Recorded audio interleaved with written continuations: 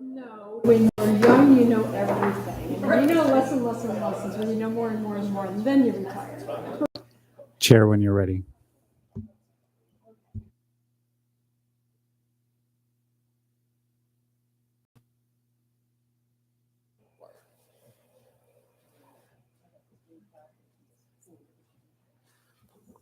Okay then. Welcome everyone to the Design Review Board, Tree Board meeting of October 17th, special meeting. John, would you like to do a roll call? Yes. Christine Lovell. Here. Lynn Dealer. Here. I see Marshall Balfe is absent. Chair Langberg. Here. Vice Chair Hanley. Present. And Carrie Bush. I'm here. So we have 5 members present with 1 absence of Marshall Balfe. All right, thank you. We have some minutes to approve that are stacking up here. First one from November 16th of last year. So if Marshall's not here, we still can't approve those because we only have two of the 4 members who are present. So perhaps next year we'll get to that one. So then March 28th of 2023, minutes from a meeting. So yeah, I was Melissa, Carrie, Lan, Chris, so all 5 of us. So does anybody have any comments on those minutes or questions? And if not, could I get a motion? No comments? Would somebody like to do a motion? I'll make a motion to approve the minutes as written. Thank you, Carrie. And a second? I'll second. All right, we have a motion and a second. Can we call a vote? Christine Lovell. Aye. Lynn Dealer. Aye. Chair Langberg. Aye. Vice Chair Hanley. Aye. And Carrie Bush. Aye. All right, that motion passes 5 ayes with 1 absent of Marshall Balfe. And then we have minutes from the meeting of April 25th. So we have a quorum of people here, myself, Melissa, and Len, so we can vote on that. Any comments first? Comments, questions? Somebody'd like to put a motion forward on this one? Lynn? I move that we approve the minutes of April 25th. Thank you. Second? I'll second. Can we get a vote? Christine Lovell. Abstain. Lynn Dealer. Aye. Chair Langberg. Aye. Melissa Hanley. Aye. And Carrie Bush. Abstain. So we have 3 ayes with 2 abstentions and 1 absence. Great. Thank you. Moving on to update from the planning department.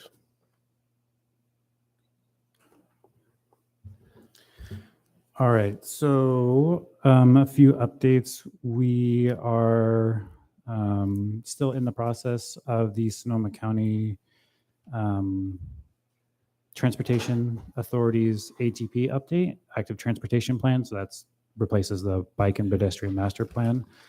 Last month, or September, I believe it was, they had their first milestone update to the Planning Commission, and to go over goals and such for the city of Sebastopol and how that plan integrates within the county. We also have a farmers market workshop that's going to be coming up on November 5th. So that is a Sunday at the Sebastopol farmers market. So if anybody's interested in joining that to discuss the ATP plan, we'll have a couple members from the consultant group there to go over questions or concerns. And then we'll also have some city staff there to answer any questions. That is part of their kind of public outreach portion for the fall. They will be having some additional ones in the spring and summer of next year. And I will have that information also up on the website, which we've created a page for both that plan that's going on right now, and also Caltrans is updating their bike and pedestrian master plan as well. So both of those links are on the planning department's website under bike and pedestrian in the related services section. Yeah. Can you repeat the date? November 5th. So it's in a couple weeks on a Sunday at the farmer's market In Sebastopol. in Sebastopol. Yeah. Did you say a time? I believe the farmer's market runs from 9 to 1. Okay. Thank So you. it's just generally during the, Yeah. yeah, okay. Yeah. Just during that time. They'll be setting up a table there. Oh, okay. John, does the Caltrans version of this have any public process, or they're just going to hand down their newly improved and exciting plan? They do have something similar that SCTA has on their website as far as like an interactive map that you can place pin locations on for the public outreach portion of it to, notify them of kind of problem areas or areas that need to be looked at or have Okay. concern. But that's all I know as far as that plan goes. It's kind of a more regional thing that they're working on. They're not specifically working with any jurisdictions individually like SCTA is. Okay, thank you. The next project is the canopy project on the north end of town behind the O'Reilly building up there. We are hoping to have the public draft of the EIR by the end of this month out for public review, and then we'll also be setting up a planning commission meeting to go over some of those public comments in the month of November, if not November, then December, early December, to go over that. And spoke to, Carrie and I had a meeting with Habitat for Humanity folks for their site just across the street from Safeway on Main Street.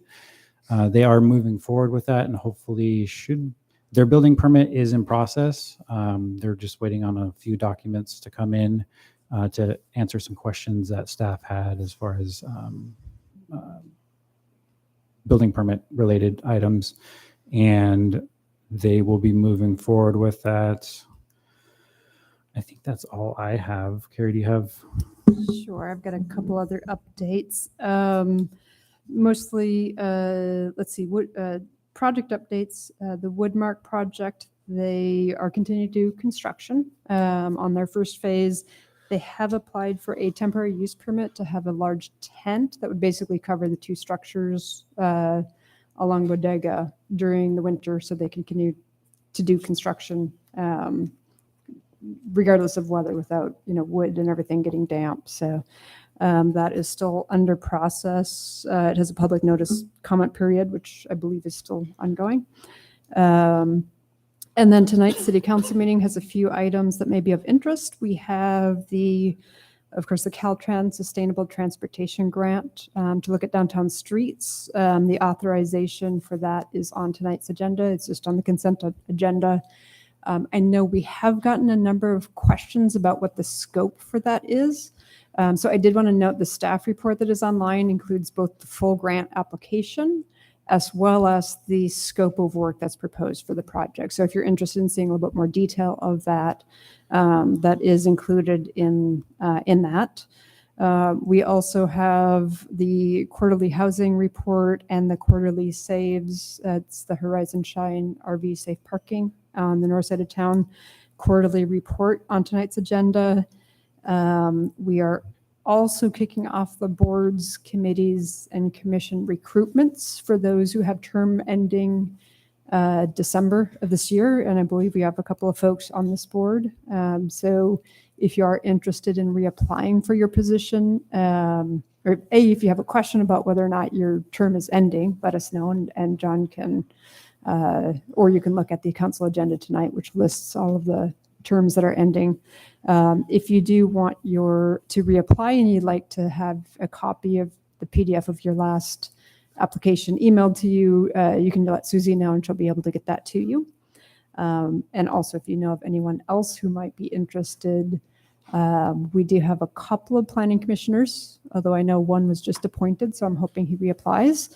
But there's a couple of planning commission for in-town residents, there's one seat that's can be out of town, but these are both for in-town. We also have, like I said, a couple of DRB tree board positions and a number of the Climate Action Committee. That's a 2-year term, so about half of the folks' terms are ending. And I do know that there is an ongoing recruitment for that board, for that committee, for both a youth representative as well as a business representative. So if you do know anyone who's interested in that, definitely let them know. We will have the applications up online and probably a news article like we did for the Planning Commission later this week. So, and I believe that's usually an 8-week application period. So.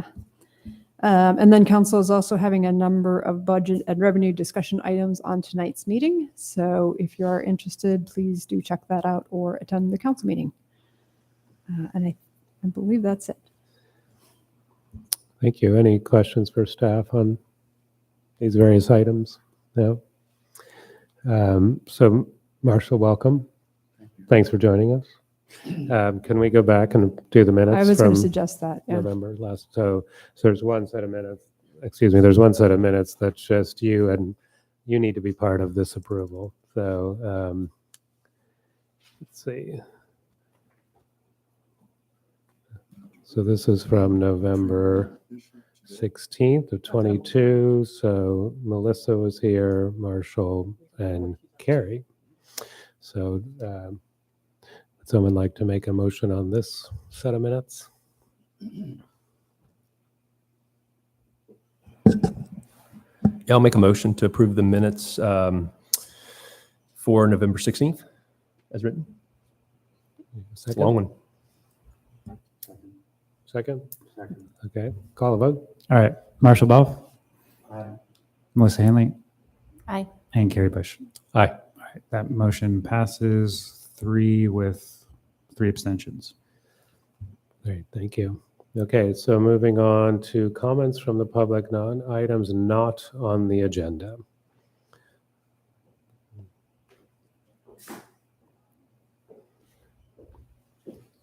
You can put. Can you? My name is Deborah Tavares, and I run the website stopthecrime.net. And I've been to 4 various meetings of the Could cities. you talk closer to the mic or turn it on? Oh, yeah. There should be That a, would be a good idea. I didn't know you could hear me, so thank you for telling me. But how do I turn it on? Is it on now? There you Yes, go. I hear it's on now. I'm starting from my first moment, please. Okay, I am Deborah Tavares. I run the website stopthecrime.net. I'm internationally known for looking at the United Nations agendas that, of course, have come already into our community. And what I'm concerned about is the discussion that John had about the Sonoma County Active Transportation Plan. What concerns me is the word active, because I know and I have seen many EV contortions of bikes and scooters and every kind of EV. And of course, my friends in Europe have had many deadly experiences with the lithium-ion batteries exploding. They're quite explosive. There should be no acceptance of EV transportation and bikes here in a high fire zone, period. And you can look that up, and I wish the audience would as well. EVs are causing a problem worldwide, and particularly for landlords and for property owners where EVs are charged in their houses, there are many fires. Now, this is not told to you because the Transportation Board does not want to slow down the transition from what they claim is fossil fuels to electrification. So I bring this to your attention only because I know people now that are writing in their rental and lease agreements that they will not allow EV anything in their homes that they rent out or apartments. 30 seconds. And people need to know, and thank you for interrupting me because I lost my train of thought when you popped that in, but I didn't interrupt you. So I know that public speaking is just for the impression that we have any input at all, and I realize that we don't.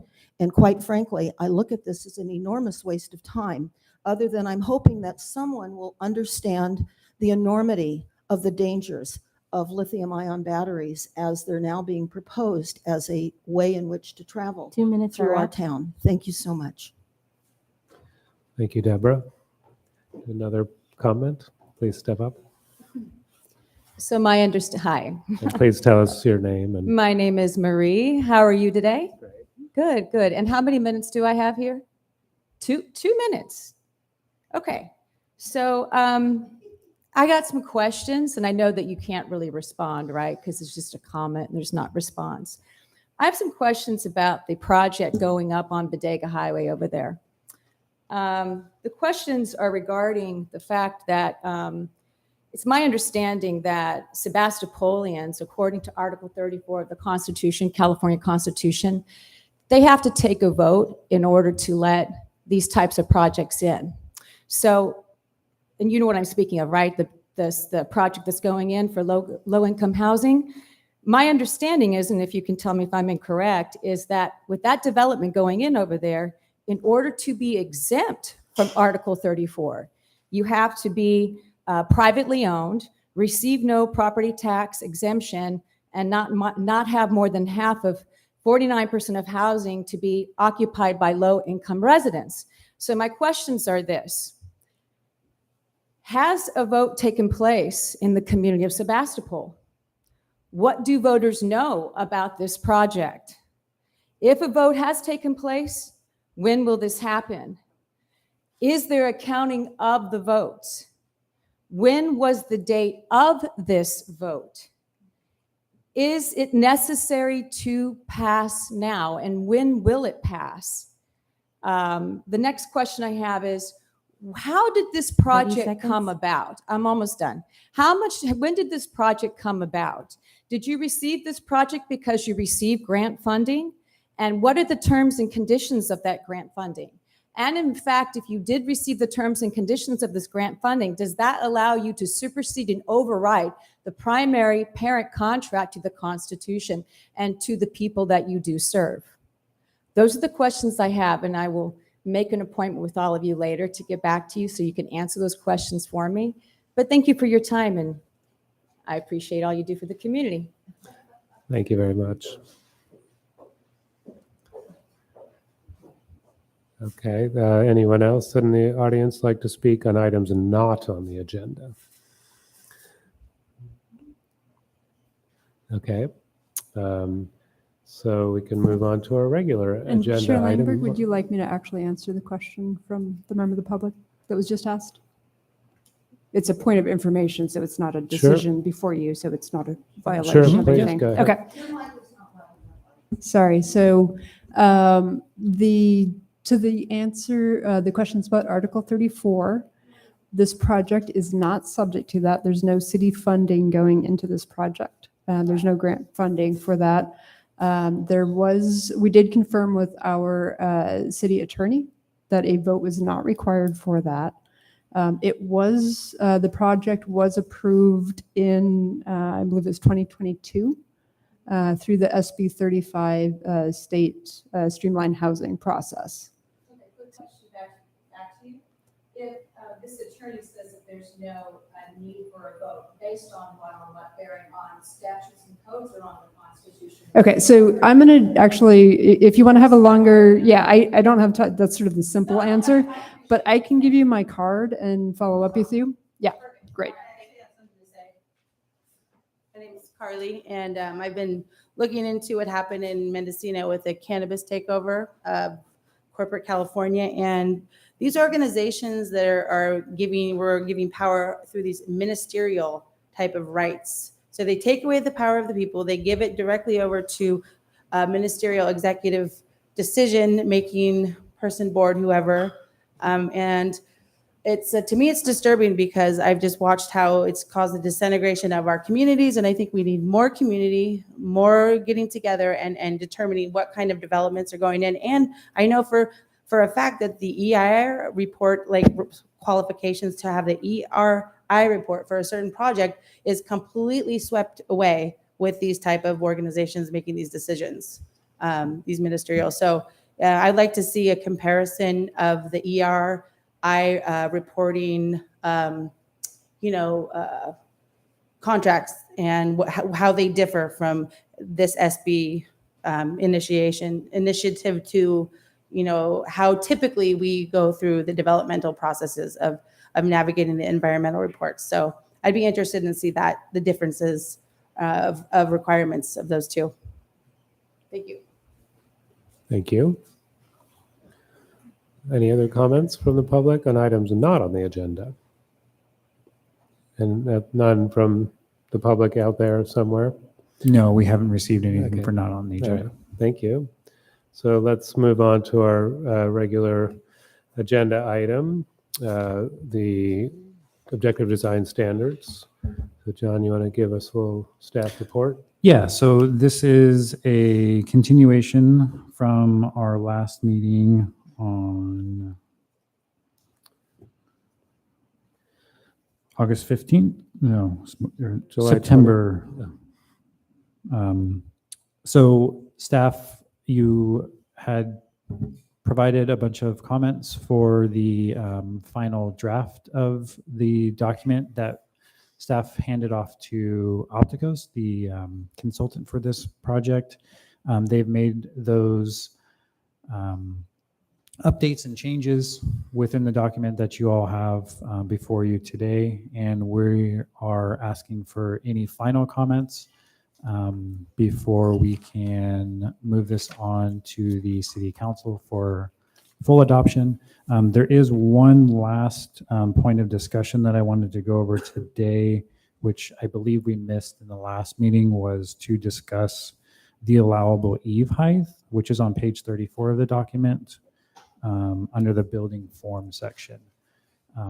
From our last report, we got all of the bullet points that the Planning Commission had noted they wanted the DRB to look at, and then additional comments from Vice Chair Fritz on the design guideline subcommittee. So with that, I will conclude the staff report and answer any questions that the board may have. Thank you. Any questions of staff to start out here? Yeah, I just have a clarification from the last meeting. I just want to make sure I heard correctly. So we were discussing the grant, and I heard you to say that this project, if not adopted, then the grant money won't come through. Correct. So it needs to be adopted by the city council by the end of this year So this was, for us to get the reimbursement for the cost to do this work. so this was the understanding, I guess, under the contract. Correct. Yeah. I have to say that I find that really disturbing. And the reason is it's assuming pre-approval of a document that the public never reviewed. So, I mean, I just want to put that comment out there. Because it seems like a debt trap in a way, because if you don't approve it or you don't approve it on the timeline, you don't get the money, if I'm understanding correctly. So that is true. It does assume that you will put together, or that I will put together a process that leads us to something that can be approved. Now, again, as we've discussed in past meetings, I want to reiterate that this is just going to be adopted by a resolution, so we can modify it into the future to improve it. And that would, again, take just a resolution from council. And I say just because an ordinance is much more difficult to do. For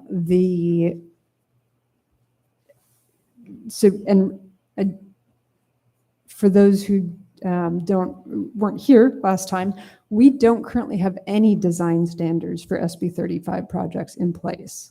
So the question is, do you want to continue with nothing in place, or do you want to have something that, even if it's not completely ideal, even if you see things that you might want to think about and may want to change in the future, is it in a place where you feel comfortable recommending it to council? Planning Commission has already said they feel comfortable with that and recommended it to council, to where we can get it to council in the next month or so. Again, we can continue to work on it and refine it over time, just as we do our zoning code and our other design guidelines. This is not a final, we can never change it kind of a document. So that's the assumption that, yes, I took on when I applied for the grant and I accepted the grant and I put together this project. So is this the same process for the Parklet grant? No, the parklet is not grant funded. I'm not sure. It wasn't grant that funded? question. The parklet? The Parklet document. No, that was a city council initiative. So that was not paid for with a grant. Correct. In a minute, you can have a chance. Thanks. I'm just trying to understand this grant funding because with the Parklet, as you well know, we strongly advised against adopting that, the subcommittee, and yet the council adopted it. So that's why I was wondering if this kind of thing was lurking in the background, this incentive regarding the money. Yeah, the parklet was that was a council initiative to try to work with business owners and try to put in a process for potential parklets in the future and what those guidelines might look like. But that had nothing to do with the grant, certainly not this grant process, Oh, no, yeah, okay. not any grant process, so. But this grant process, we have a drop dead deadline. Correct, yes, which is why we started it quite a while ago, and we've been working through it consistently. Okay, thank you, Carrie. Any other questions for staff at this point? Yeah, well, I thought I'd ask staff, has there been a back check for the consultant's red line comments provided by the DRB? So I actually, John was nice, but I actually did these red lines of all of the comments from my markups during the meeting. I transferred them to this document so we could transfer them back to you as well as to the consultant. So, and John checked my work before we sent them on. So. Thank you. Actually, and I have one more question. So several weeks ago, I sent a comment regarding section 17. I emailed it to you guys. Is that moving the administration section up? I was reading repeatedly in the document about section 17 that they kept referring to, and then I kept looking for section 17 so I could cross-reference, and I couldn't find it anywhere in the document. And finally, after spending quite a bit of time, I realized that it was addressing Sebastopol's code, section 17. And I found that really confusing. It should have said that wherever it noted section 17, because it's section 17 of what? And I'm not such a genius that I know that automatically means Sebastopol code. Did that ever it's all over the document. Right. We can have them do a universal replace and replace it with SMC section 17, which is Sebastopol Municipal Code, and reference that in the beginning. So that it isn't just this document it's referring to. And that's what we're trying to do, is making sure that what's in here is consistent with our zoning ordinance. And so there are places where like setbacks are mentioned and things like that, where we just refer to the Sebastopol Municipal Code because. And it was really helpful once I figured that out. But I pulled my hair out trying to find out what section 17 was. I was Googling it on the internet. I was, looking through their document, trying to find a chapter 17.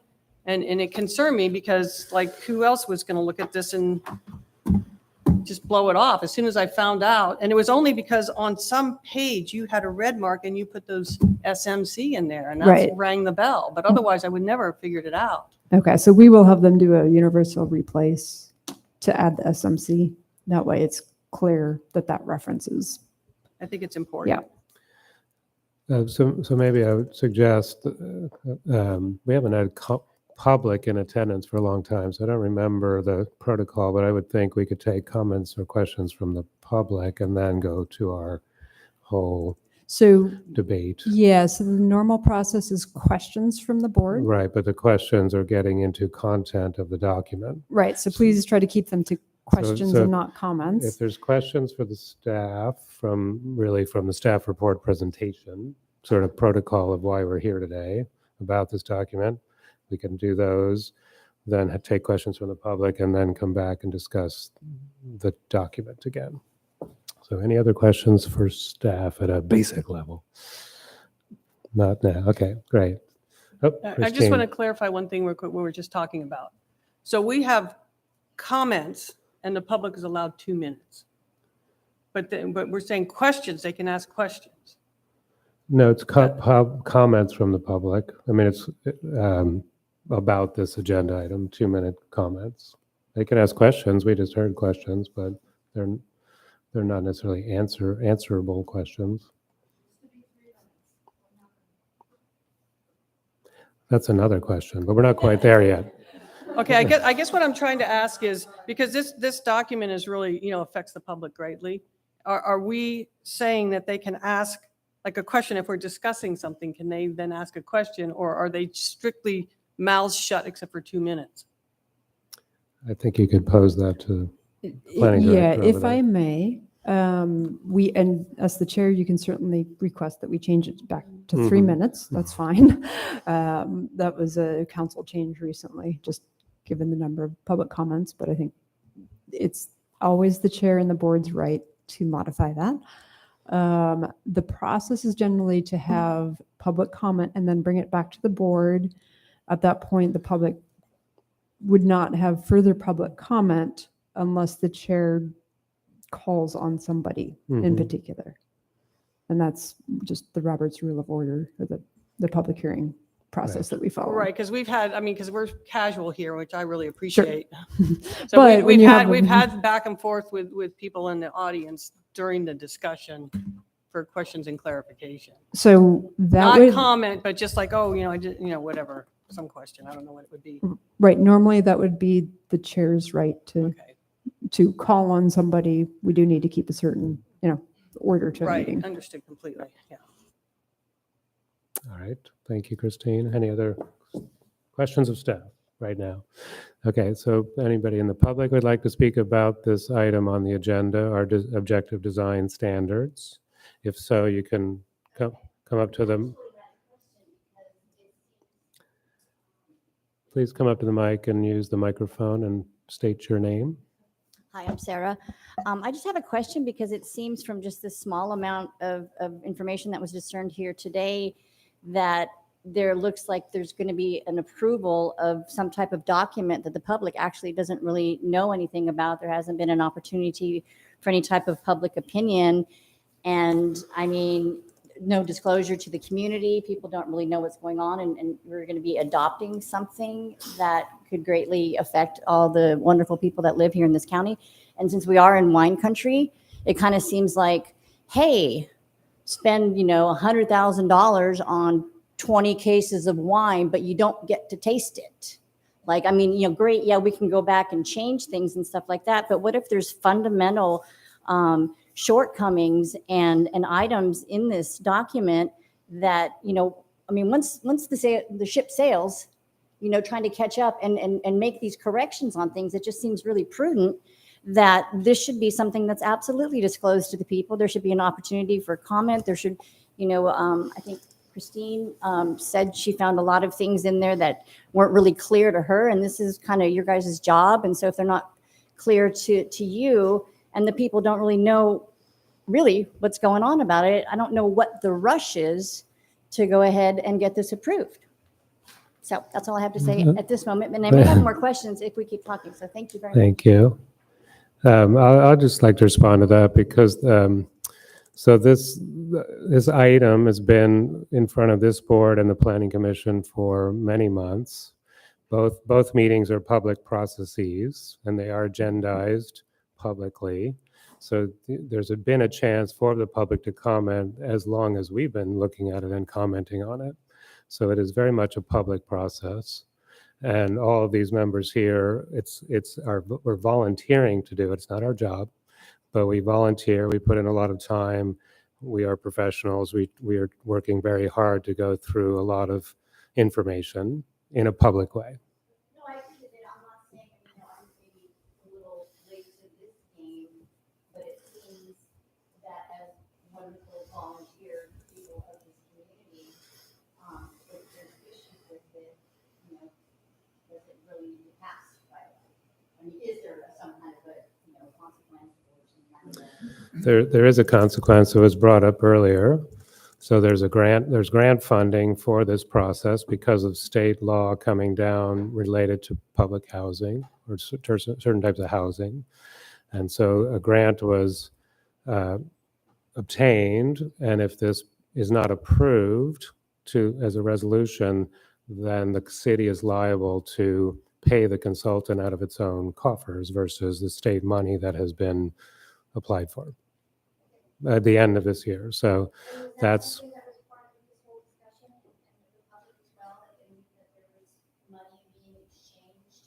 the money exchange, yes, yes. No, there was, yes, it's,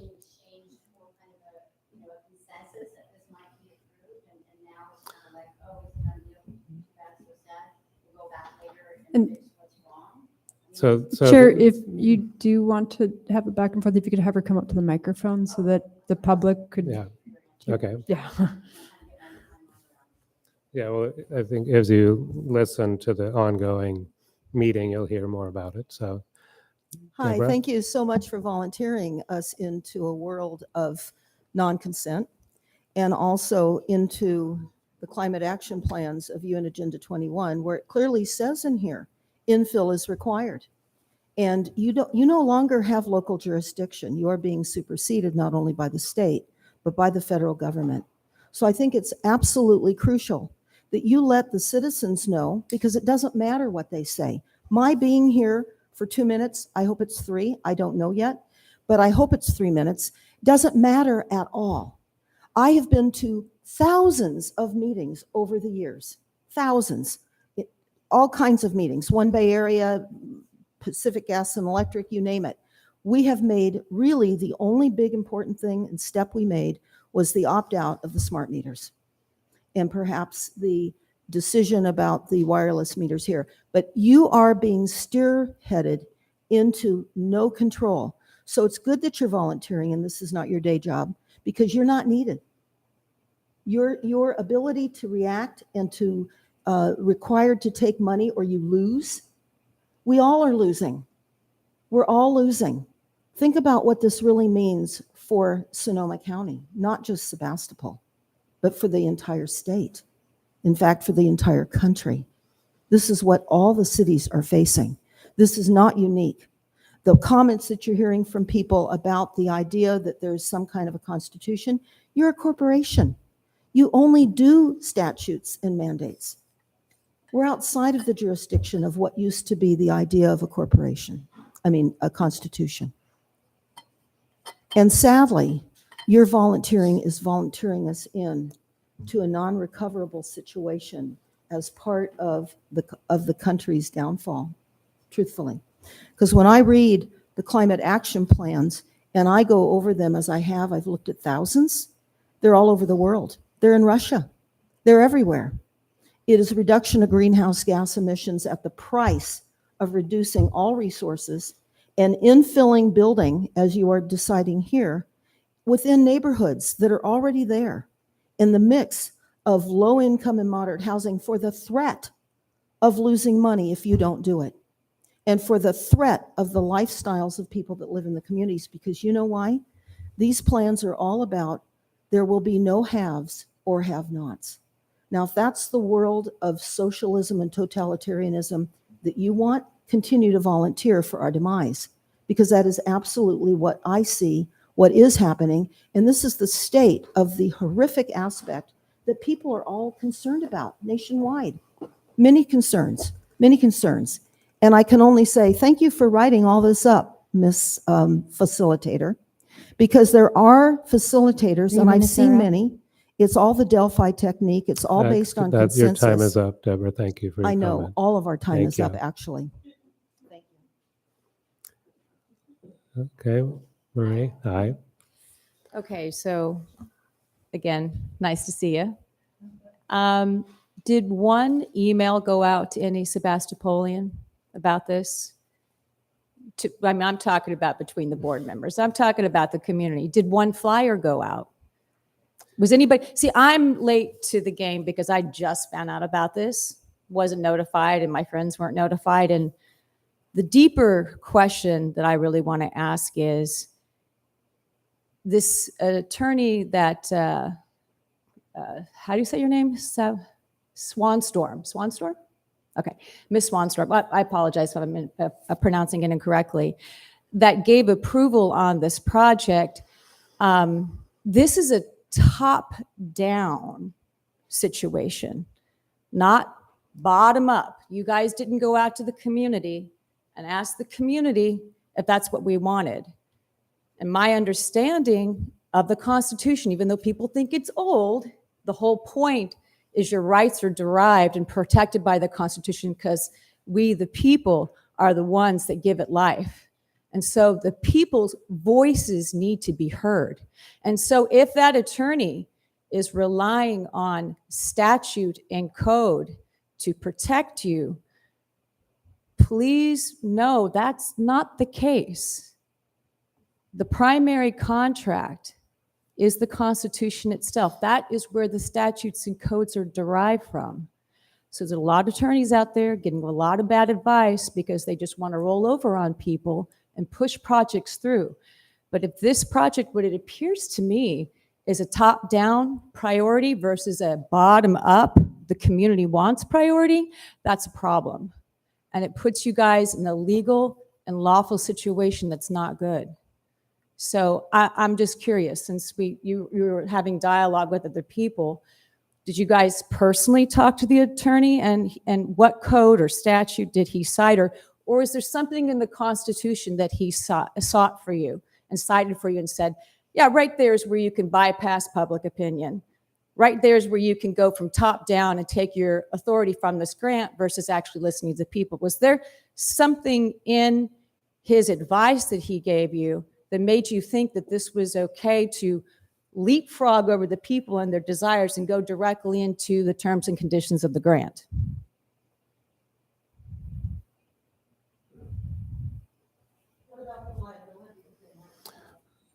Deborah, that's- you've already had your chance to speak, please. But that's true. That's true. There is a liability here. And so I'm just curious, when you think about yourself in this situation, you know, the natural thing is to put the shoe on the other foot and be the guy on the outside and have to walk into a situation like this and go, what the heck's going on? But there is a lawful liability to this. So have you truly, and you know, you could be innocent, and that's okay. That's 3 minutes. I understand, but I'm still having Thank a you. conversation Thank you with for him, your and I'm not time, Marie. talking to you. So, sir, what do you think? As the chair, you've had your time. Please take a seat. You don't have anything to say with what I just said? I don't. Perfect. Thank you. I'll make this quick. So Gavin Newsom, anything that he signs, I'm very wary of. And if the state is so benevolent, which I know, that money is hypothecated and given to according to political agendas, money can be created from nowhere. If their state is putting a time frame on a return of an amount due, think of the IMF. Think of how this whole world has been under domination of debt, loan, since day one, since we brought this, since the slaves came over. I mean, like this is debt. This is a debt culture, and it doesn't have to be. So money can be hypothecated and given anywhere for any time for benevolent reasons. It doesn't have, when you see like a loan that needs to be repaid on a certain date to push an agenda through, that is a red flag. Thank you. Anyone else who hasn't had a chance to comment? Yeah, Like to say something? Sorry, I Marie, have you've had something to your say. you've had your chance. Okay, well, just one last thing. No, Every you've step of had the your way, chance, and we we have will a be meeting watching, we'd like to and we will be attend to observing. here. I'm just letting you know. You're warned right now. Every step of the way, we'll be watching, observing this project. Thank you. Good afternoon. My name is Lou, and I have a question or a comment about the climate action plan that was mentioned earlier. So we're not here today to talk about the climate action plan. The agenda item is about the objective design standards. Well, If you'd like to talk about those, please do so. But we're Okay, not well, here it to is- talk about It the is the climate. standard of the construction of the new project over here on Bodega Avenue that I would like to relate to that. So that's not on the agenda today either. The construction project on Bodega Avenue is not part of our agenda today. So if you have a comment, it can be about the objective design standards. This is what we're looking at today. If you'd like to comment on that, please do so. All right, well, my comment on the standards is the property that's being developed, is it totally electric? no other energy consumed other than electric. That's not on our agenda today. Sorry. That project was a different issue, not part of this meeting. We're looking at the objective design standards today. Okay, so I have to talk about it another time, but the whole idea was that So according if to you the can climate talk about action it another plan, time, that'd be great. everybody's Please have a property seat. needs to be transitioned into electric, So and please, gas will go away. please have a seat. We're not talking about that here today. You know, I do not appreciate your personal attacks at the board. We're trying to hold a public meeting, and there's a protocol for the public meeting. Okay, let's move on. So we can, I think we've heard everyone from the public, so let's take it back to the board. And we can continue our discussion of the objective design standards. We got pretty far along last time. We've heard from the planning director that the planning commission has approved to move this ahead, but let's go ahead and go through any other questions we have here on the board. Sorry, I didn't understand the thing that was open for discussion on page 34. Yeah, so it's the eave height standard. I believe it's a maximum of 24 feet. Under building form, yeah, I see that. Yeah, to the highest eave, 24-foot max. And you're asking, So is that something that we want to max out at 24 feet, or is it something that the board would like to see either shorter or taller, or is 24 okay? What does our current zoning standard allow? We don't have anything for eave height. We just have building height. Ah. So it is overall different from the building height. So the building height would be subject to whatever zoning district it's in. That's going to be 35 feet. 30 feet for R5 zones, 35 feet for R6 and R7 zones. Yeah. And so this is a question of 24 feet for a 35-foot height building seems not appropriate. It is 35 feet, 3 stories. Generally, yeah. Yeah, if you usually figure about 10 to 12 feet for a plate height. I mean, I think this requires a housey house approach to a building if we max it out at 24 feet, which gets us away from I'm going to eat this thing if I get any closer. Yeah, unfortunately, you do need to be about 3 Right on inches away. top Or of you, I'd be inclined to remove this restriction. Okay, any other comments on that specific item?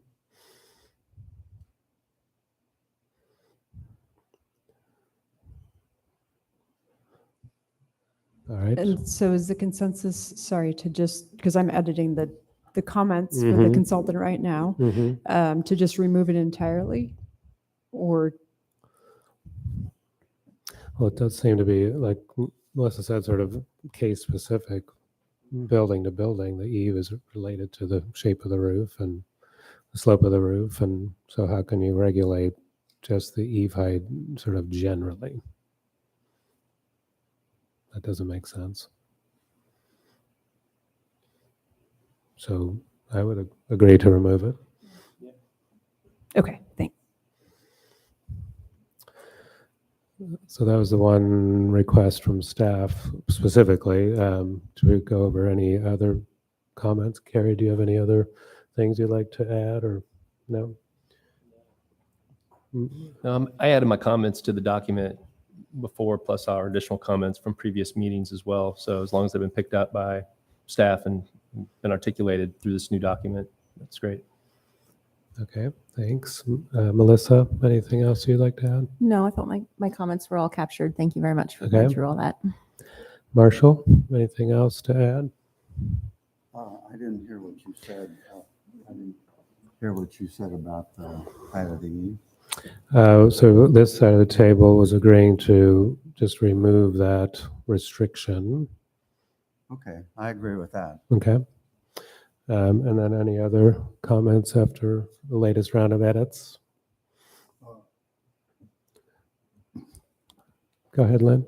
Okay, this is comments on new subjects. Comment, anything on the design standards that we've seen, and now more edits or red lines added. So any other comments either, I guess, on those red lines or in addition? I have a couple comments, and one is I'd like to see them allow passageways between public or to any public or open spaces that are adjacent to any of these projects. And I can give you some examples of why. You have things like the Sebastopol Hotel that is backed up to the railroad forest and next to a trail. And they have a U-shaped design to all those new homes that were put in a couple years ago. And there's no access that takes you directly from the center of those homes to the trail or to the railroad forest area behind that. But someday that railroad forest will be developed, and there should be provisions made where all those possibilities exist.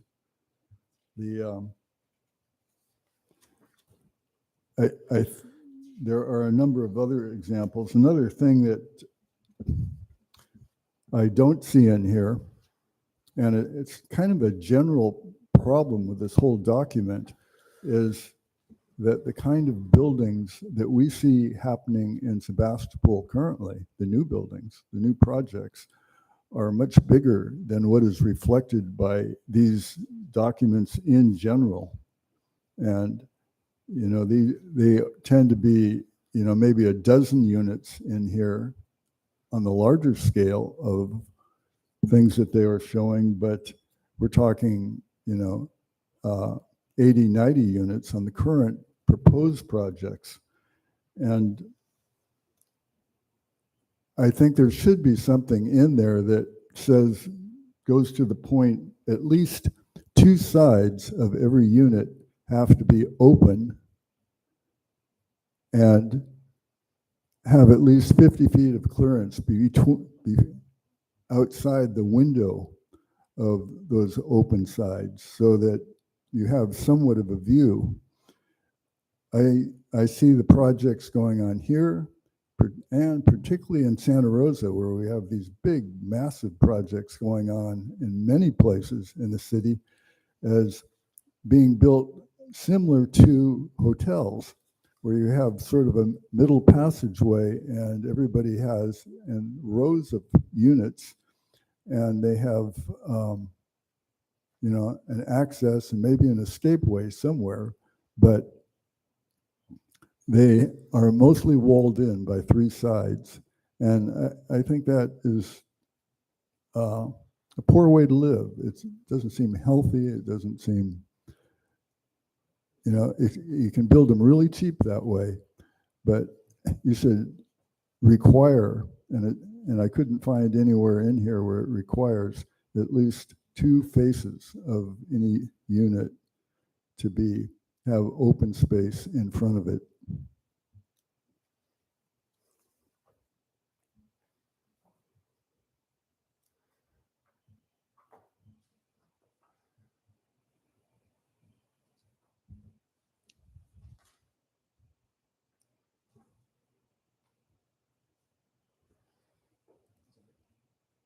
Done.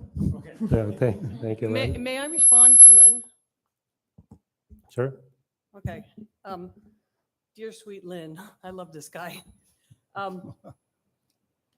You're looking at this from an organic point of view and thinking about Sebastopol, and you've lived here for so long and you love this town, but this is a boilerplate document, which we're trying to squeeze Sebastopol into. It's a round hole in a square peg. This design within this document, these pages, you can read this. I've looked at 11 of them now from this consultant. They're all the same. So you're not, it's nice that you make those comments, and I really appreciate them, but I don't think you're going to get any traction, because this is not that's not what this is doing. This is doing the Santa Rosa buildings, and that's why you see them the same everywhere. It's all the same everywhere you look. But so then Lynn, it sounds to me like he's trying to bring up something that could be more specific to this town. So where can we put it in the document That's if some that's good, important? that's what I'd really like to work on. There Indeed. are places to do it. I mean, there's lots of variety in this Yeah, but we're document based on the supposed to- zone in we're the supposed to city. vote on this today Well, but you've been looking at it for months and months and and months. making lots of comments. And to be quite honest with you, a lot of comments that I made, including the car parking thing and the Chapter 17 thing, they just stayed in the document. Nothing changed until I came and made a fuss about it a second time. I find that disturbing. Sending this back to the consultant, I feel like they're ignoring us. Because how many things, the bird section, the parking section, the Chapter 17 section, I comment on it, and then I go back and I look at the document, and it's still there. I mean, I feel like it needs to be looked at again, and with this other input. And it's a huge onerous document, so it takes you a while to digest. Lynn's only had it, we've had it for months. Lynn hasn't. He's got some great comments, but he's only had it a very limited amount of time. So And Lynn, the public hasn't had it at all, so I'm just commenting So, on Lynn's comment. Just because I think Lynn's comment has some validity, and I'm kind of looking through the document on where that type of standard might be placed. And so I have on the screen, I think it's page 23 of the document, page 35 of the PDF. We do have standards for the larger sites. So if it's a site of 3 acres or more, which is that it needs to be broken up. And so you can see on the street, there's sort of a diagram on the right of what the buildings might look like. And I'm sorry, if you're not speaking, I think might be some crossover on the microphones. Could you undo your speaker button thing? So is this type of area where you would want to see, Lynn, where you're talking about in between buildings? I'm Does talking this about. make sense? I'm talking about buildings that are designed much like a hotel, where you enter through the center and your units are stacked one against the other. So you're talking about not wanting a double loaded corridor? Right. That would be part of it. But I would say, how do you put it in words? How do you specify it? And I would say each unit must have 2 open faces on it. So you can have a neighbor on your left and your right, but front and back have to be open rather than stacking them tight. so meaning like how would you have 2 sides open? If you even think of the Woodmark project on Bodega, it's got neighbors on 3 sides and a road on 1 side. So you mean open like nothing behind or nothing to the side, or just a certain amount of space, like a setback? Let's say open for 50 feet. But what if you're in downtown? I mean, you can't have 50 feet around a building in downtown. But even in downtown here, if you're building a family unit rather than a hotel kind of room, you need to build that unit with at least 2 open spaces, open sides, so that you're not stacking them overly tight. So Lynn, that would mean that I guess I'm envisioning you could only have 4 units to a building to be able, if you're requiring units to be open on. Oh, no, let's say you 2 could have, sides? you could have 8 units to a building, or, and you could go. But you're saying you can have these 2, but you couldn't have internal units. Is that what you're saying? It wouldn't matter what 2 faces you have, but you couldn't have 3 closed off walls kind of thing where there's no windows. You have So- to have. Okay, so you're saying you have each to have unit two needs to window have walls. 2 external walls, Yeah, is what that's you're it. saying. Okay. And I think this only will apply to the multiplex medium and the Main Street building types in the standards. Everything else sort of inherently by its size and scale requires that. So maybe Right. those would be the two that we could add this provision into. Yeah. And then I just want to add too, I don't see that as an immediate problem here. But if I look at what's going on in Santa Rosa and I says, wow, look how they've crammed them together here. And they have.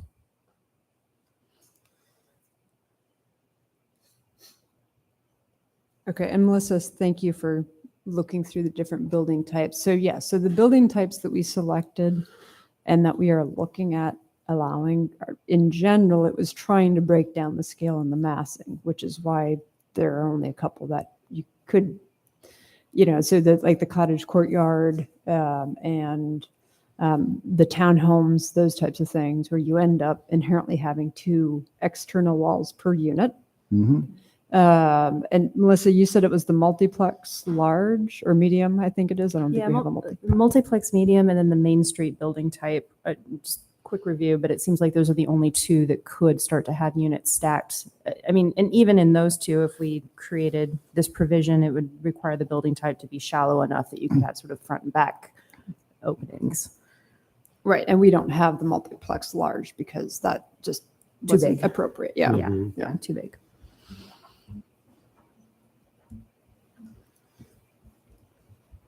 Okay, so and that is actually, I mean, I think that would be pretty easy to add, and then you at least get, variation in the facade for larger buildings so that all of the units have, I mean, to say 2 external walls per unit, is that clear what that means?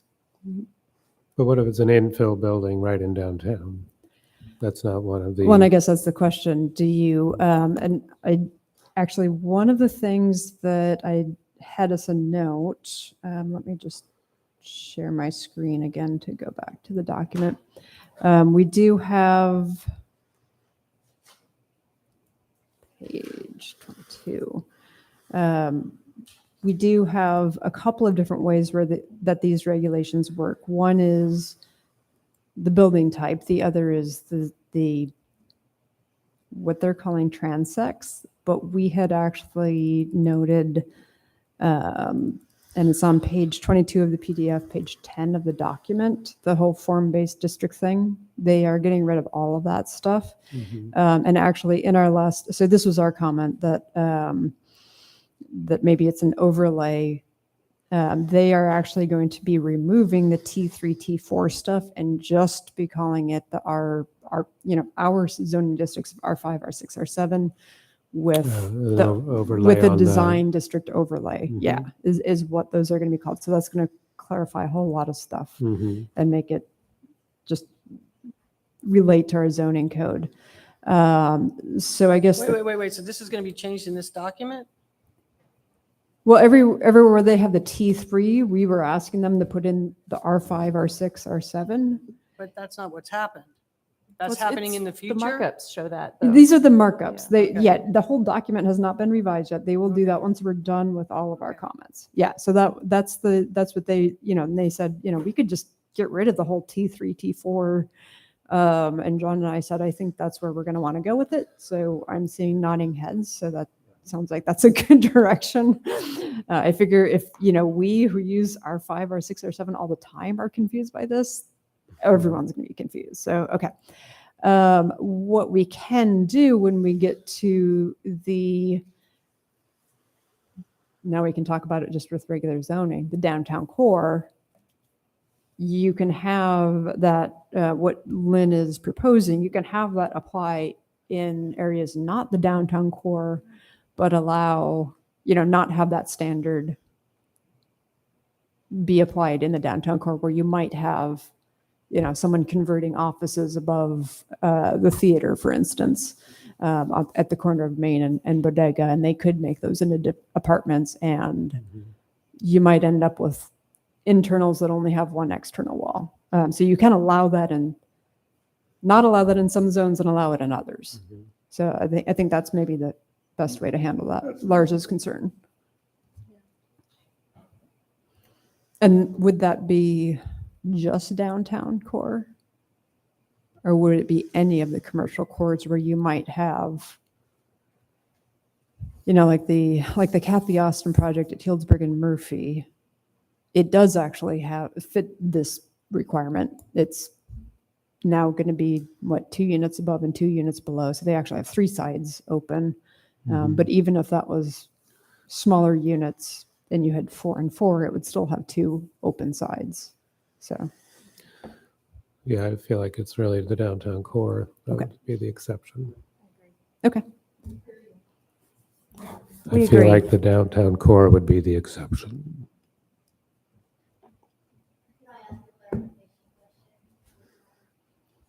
If you can come up here.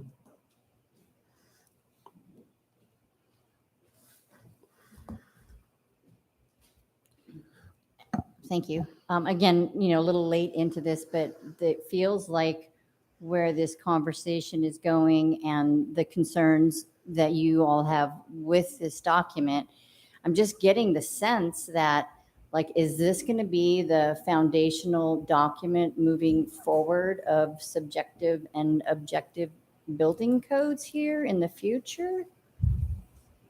No, can I jump in on that? Please, go ahead.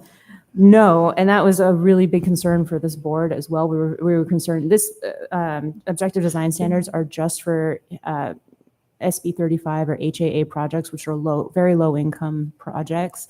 We've met our requirements in the city of Sebastopol for, correct me if I'm wrong, Carrie, the next 4 years, I think. Correct. We don't have to do any more of these projects. We've met our state mandate.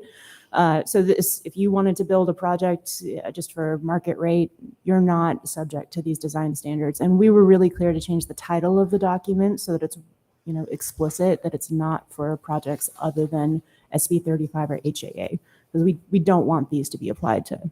Okay, so then Okay, if the project that is going in on Bodega has qualified whatever requirements there are for the lower income housing here in Sonoma County, why do we have to adopt this? It's I mean, it seems like it's already in play and it's going. Right. and- Well, sadly, we didn't have these in place for that, so they were able to do just about whatever they wanted. So this is to prevent projects like that in the future. Who was able to do whatever they wanted? The developer. And So if I may, Get in so here, yeah. the city, until this last year, was subject to SB 35, was a state streamlining, which says that, and this is kind of the background of why we're doing this project. SB 35, when it passed, said if you're not meeting your housing targets, the RENA, the regional housing needs allocation targets, or progress towards them on a, it's an 8-year cycle, then you are subject to SB 35, which is a law that says it needs to be ministerial review, and you can only apply all of the objective zoning standards and design standards that you have adopted as a city. So we have our zoning standards, our municipal code standards related to, street frontage and driveway widths and all those kinds of things. We were able to apply those to the project. However, it was not required to go through design review because of that legislation. And they actually had started out with this board in the normal design review process before they decided to submit underneath that. At that point, we could not hold them to, because we don't have any adopted objective design standards. We just have subjective design guidelines. Subjective means, and this is what every other project would go before this board, to have a design review session as part of a public meeting. For SB 35, you cannot do that. And that's where Melissa is saying they were able to do a lot of things that if we adopt these higher standards or more rigorous objective design guidelines, those types of projects in the future would be subject to these regulations, which these are regulations we don't have in place right now, which is why we are going through this process. We are not currently subject to SB 35 because we did meet our housing targets in the last housing cycle round that ended in January. They will reassess in 4 years' time. So right now we're preparing this document, and yes, we have a deadline to adopt it in terms of the grant. However, we will have 4 years to massage this before we're potentially subject to a future project like that. This set of documents is not replacing our regular design guidelines, which will still be in effect for every other project. So that's the context of Thank what's you so going on much, here. Carrie. Yeah. So I don't understand then if we don't have to meet all of this again until 4 more years from now, then, and massage this instrument or anything. I guess I'm not really clear on the urgency of adopting this right now, with it appearing that there are a lot of subjective items in there that and mistakes and things that aren't getting actually corrected. So I'm So not that is clear. part of the I'm not clear. process Yeah. that we are working on and working through right now. This Mm-hmm. is, I think, the 4th meeting of this board. Mhm. The Planning Commission has also met, and we also met early on in the process to update both of those boards. So it's been quite a bit of staff time, and also our design guidelines subcommittee, which is 2 of the members here and 1 from our Planning Commission, to get it this far. If we don't continue to refine and get there, we won't get there. And in 4 years' time, we still won't have anything in place. So if we do become subject, and we don't have something adopted. Well, it just seems like it would make a little bit more sense to continue, with the amazing work that you all are doing, volunteering your time to do it. But instead of just adopting it, like, get the final draft. That's what we're working on right now, ma'am. Yeah, I mean, Yeah. get, and everybody's needs are met, or concerns are addressed. Because if you just adopt it, subject to, some future date revisions, that just kind of leaves, a big hole, big open door. So thank you. Thank you very much. Thank you. Is it related to this topic here today? You can come up to the microphone. Sorry, can I hold you off for just one quick second? I want to make sure we don't lose the thread on Lynn's revision, and make sure that we're all happy with that revision in the 2 building types, the medium and the Main Street. Though the change to Main Street won't happen because Main Street, of course, is in the downtown core, so maybe it's moot. But with the exception. And everyone's happy. Okay, I'm seeing nodding. So you feel good about that? We feel good about that? Great. Yes, Thank I've got you, it written Melissa. down. Thank Cool. you. Thank you for closing that. Sure. Carrie, I want to thank you for explaining being caught in the situation where there was no opportunity for Sebastopol to react to an outside developer that came in here under a bill that had passed. And I understand that you are trying to shore up against that from occurring again by facilitating this. But we have to consider the fact that this won't be the only bill that you're going to face that's coming down the pike. And who's to say that you won't face another bill and meet here again for the same kinds of concerns? Because as was mentioned, we're all seeing this construction in Santa Rosa, and it is very dense, very hotel-like, just like what I heard Lynn talking about.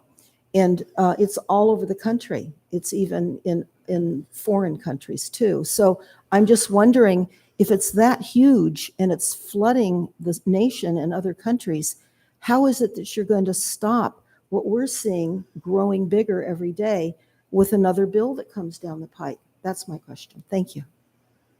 All right, thank you.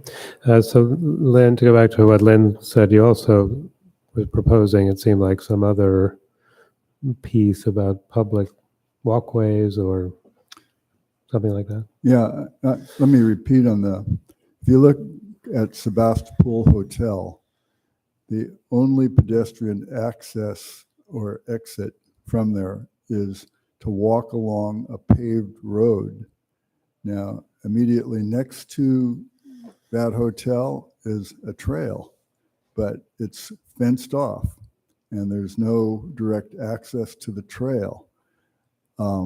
Behind the hotel is a potential park-like space. It's the railroad forest. It's developed now, but in the future, that would create a great shortcut for people to walk in that direction. And the Woodmark project appears to have similar characteristics where the roads are the dominant entry and exit, and there could be future opportunities to go out the backside toward Brookhaven School, Washington Avenue, which takes you to other shopping areas, other neighborhoods. And now, sometimes these are private properties, but sometimes you're backed up against a undeveloped property. And when that property is developed, then you can perhaps require them to accommodate a trail coming out of one of these big projects as to get their permit. In other words, to plan ahead for where a trail could be and where there's any opportunity at all, to take that opportunity to get people out of a car and give them a walking space. So I think I'm sort of thinking about how to incorporate that into these standards. And so what I'm thinking is, we do have pedestrian guidelines. And so if there is, there's the pedestrian to the main entry street that's required, but you could also require a connection to any adjacent public space or open space, if such exists. Now, I'm not sure private vacant lots or anything like that is appropriate, but I do think if there's, if you're backing off to Ives Park or like the Barlow townhomes that you're talking about, they actually do have a connection to the trail. Their sidewalk that goes right up to the trail versus the Sebastopol Inn next to it, which does not have that kind of a connection. So like the new townhomes that are there, they have a sidewalk connection directly to the trail there.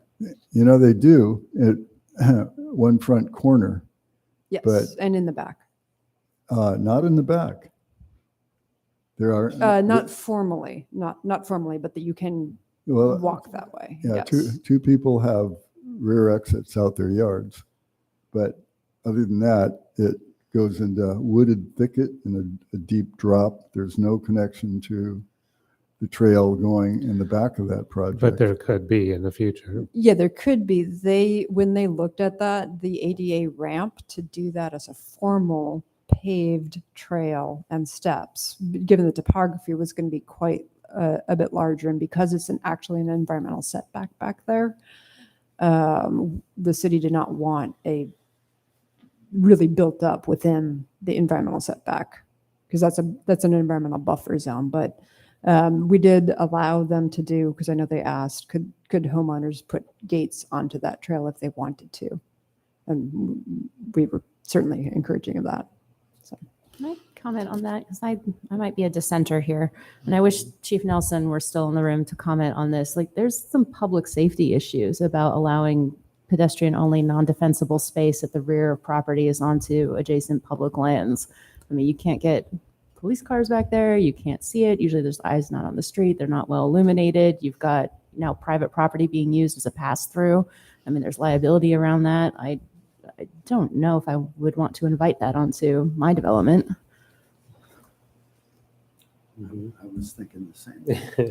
And Marshall was thinking the same thing. Marshall, Yeah. you were just saying that sorry, just for the record, you were saying. Oh, with certain kinds of projects, I was thinking the same thing. There's a lot of liability there. Okay. So it could be something that it is, I mean, I know these are supposed to be objective standards, but we can still put consider or things that aren't requirements into that kind of say, if it's appropriate, then, because there may be times when it is appropriate to have a entry. I know the Barlow townhomes, we actually, the city actually required them to do that sidewalk along the front to connect to the trail. And so that kids would have, if they're trying to get into town, they didn't have to go out to Sebastopol Avenue. They could come the back, they could go down to the Joe Rodota Trail and have a safer route into town. And in that case, it was more appropriate. So they'd not have just their Sebastopol Avenue entry. They have that as an access way. But it may be a case-by-case basis. I think the design standards do a really nice job of encouraging cross circulation through large developments, through the alleys and the breaking up in the districts and the various other terms that they've gotten here. So I think that concept of interconnectivity for pedestrian scale is very good. I just don't like putting the onus on making somebody connect to something else. Yeah.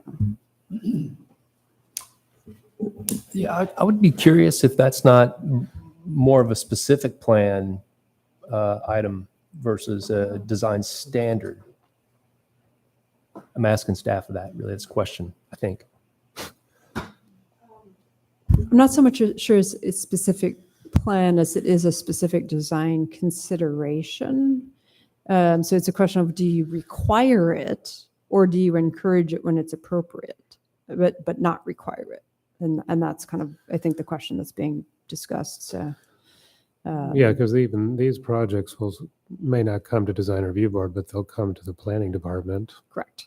So you Right. guys over there can say, hey, look, you're backing up against this cool trail. Why don't you connect to the trail? Right. And that, like, for instance, that did happen with the City Ventures project that John is working on. They know that they don't get vehicle access on the Hurlbut, but we encourage them, if the neighbors were open to it, to have a pedestrian and bicycle connection because it's an easy way to get to the trail there. So. Yeah.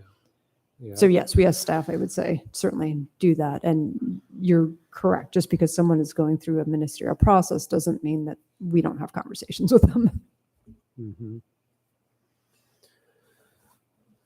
So to sort of try to wrap that up, it seems the best idea is not to codify it here in that way. There's a lot of language in this document about walkability and bikeability and so on, but to leave it up to sort of the staff in a project basis. Is everyone okay with that? All right. Lynn, any more comments at the moment, or? Not at the moment. Okay. Christine? Well, before I go on to that, we just had 2 police officers come in here with loaded firearms and stand around and stare at us. Why did that happen? I mean, that's not normal for design. I did ask them to come by because we had members of the public who were not necessarily abiding by the chair's request. So I just asked them to send an officer by just in case. That, they come by during council meetings and stuff all the time. Yeah. I just found it a little. I have been a director for more than a decade, and I have seen times when people, don't respect the work that these members are doing. I'm glad that everyone did and sat down, and it was simply a visit, and they felt comfortable enough to leave. Okay, so what I was going to ask is that we go through the resolution. Or is that part of our plan for today, to go through the resolution? Yes. That's on the Yeah. agenda? Yeah, Mhm. absolutely. Yeah, okay. So I just want to make sure that we were going to do that. Yes, we are. Do you have any other comments on the Well, overall I mean, document? my main concern is just, the fact that I've made comments before and they don't get picked up. And, at this point, I'm sort of throwing my hands up on the comments. But I would like to, I'm sorry. I've made multiple comments before and they seem to get ignored. So I'm not feeling like there's much point in making any further comments. But I would like to go through the resolution. Okay, before you do that, Carrie, can you respond to that? There's a feeling like there's been edits and corrections suggested Sure, that it's so I still know- not been. Right. Picked And up. I think the consultant admitted that they did not pick up all the comments to begin with. and they did go through the document. Are there still comments that you feel are not picked up? Well, the problem that I have with this is that I'm making comments and they're not getting picked up. And how much more is there? I mean, I only have so much time I can go through Sure, this document. I sure. feel like I'm having to do their proofreading for them, but we're paying them, what did you say, $90,000? So, And they're not doing their own proofreading, apparently. so Christine, I will say, our contract had a certain number of meetings. John and I have been doing the notes for the last couple of meetings. So, we feel comfortable that we have been, I was writing through on the document, redlining it myself. So I feel comfortable that those comments have been picked up and are now in the document. Okay. Okay. I hear you. All right, so if there's no other comments on the document itself, we can talk about the resolution in front of us.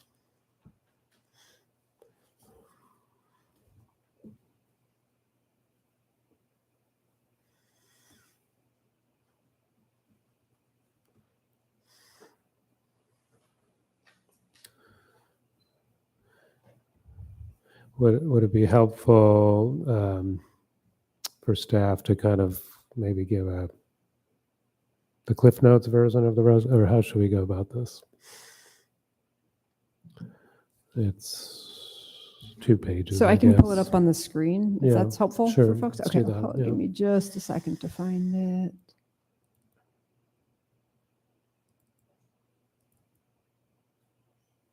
And, okay, there we go.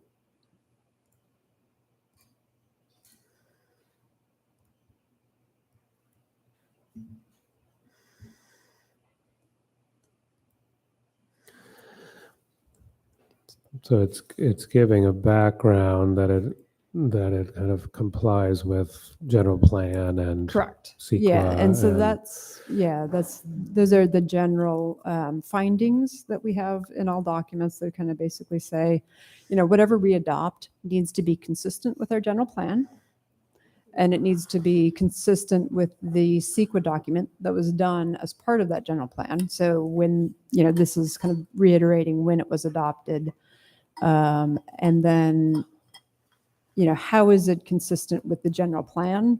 The policies underneath that are all listed as to, how it is consistent. I can read through those if you want, but it has a lot to do with ensuring new development is being done in a manner consistent with the city's design guidelines, that we are trying to preserve and enhance Sebastopol's unique character, design, and sense of place as a compact town.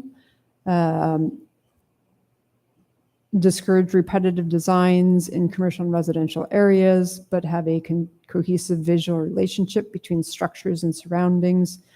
Maintain and enforce the zoning ordinance provisions and design guidelines that prohibit auto-centric strip development. So again, we've talked a lot about this document being a walkable, encouraging walkability and even what that means.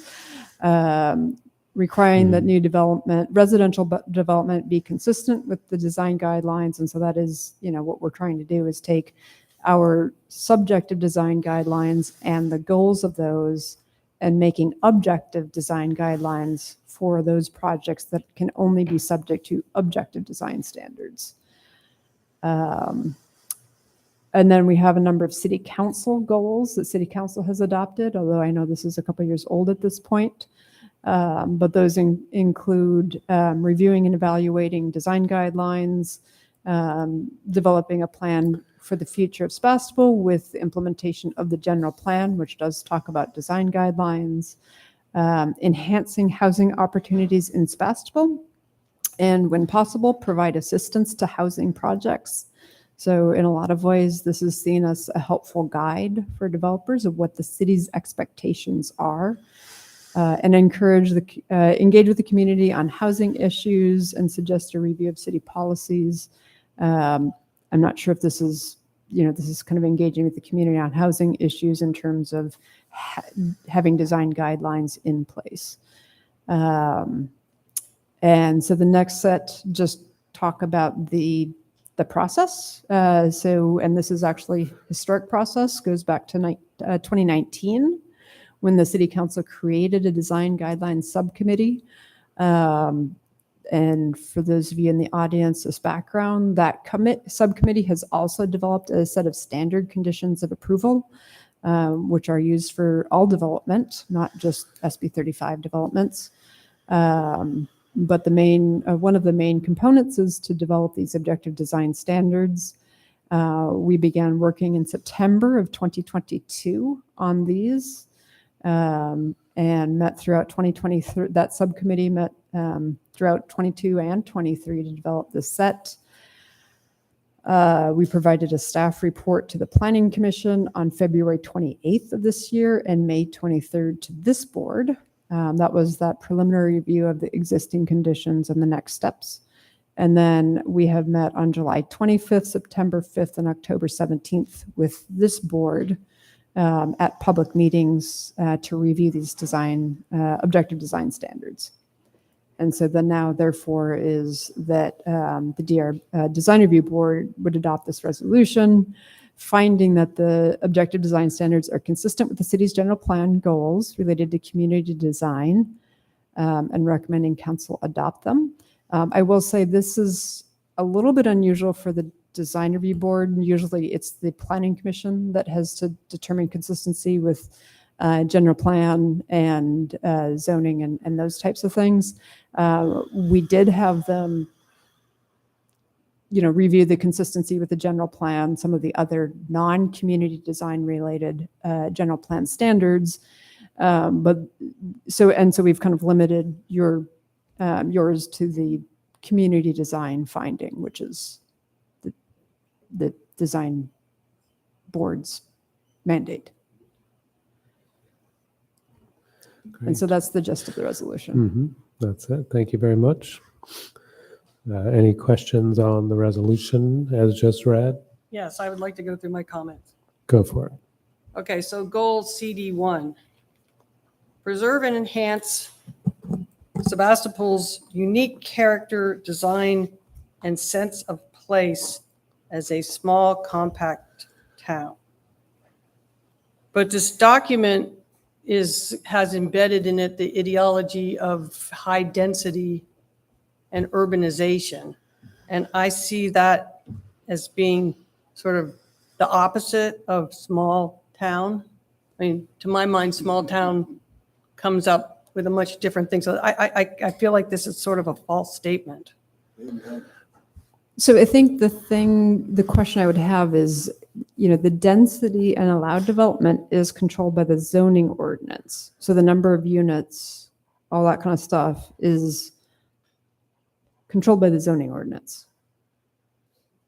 This set of design guidelines is about, okay, if someone is allowed, so the Woodmark project is actually, it's 84 units total. It's actually 87 or 88 units would be allowed at their base density. So it's actually not as dense as it could be.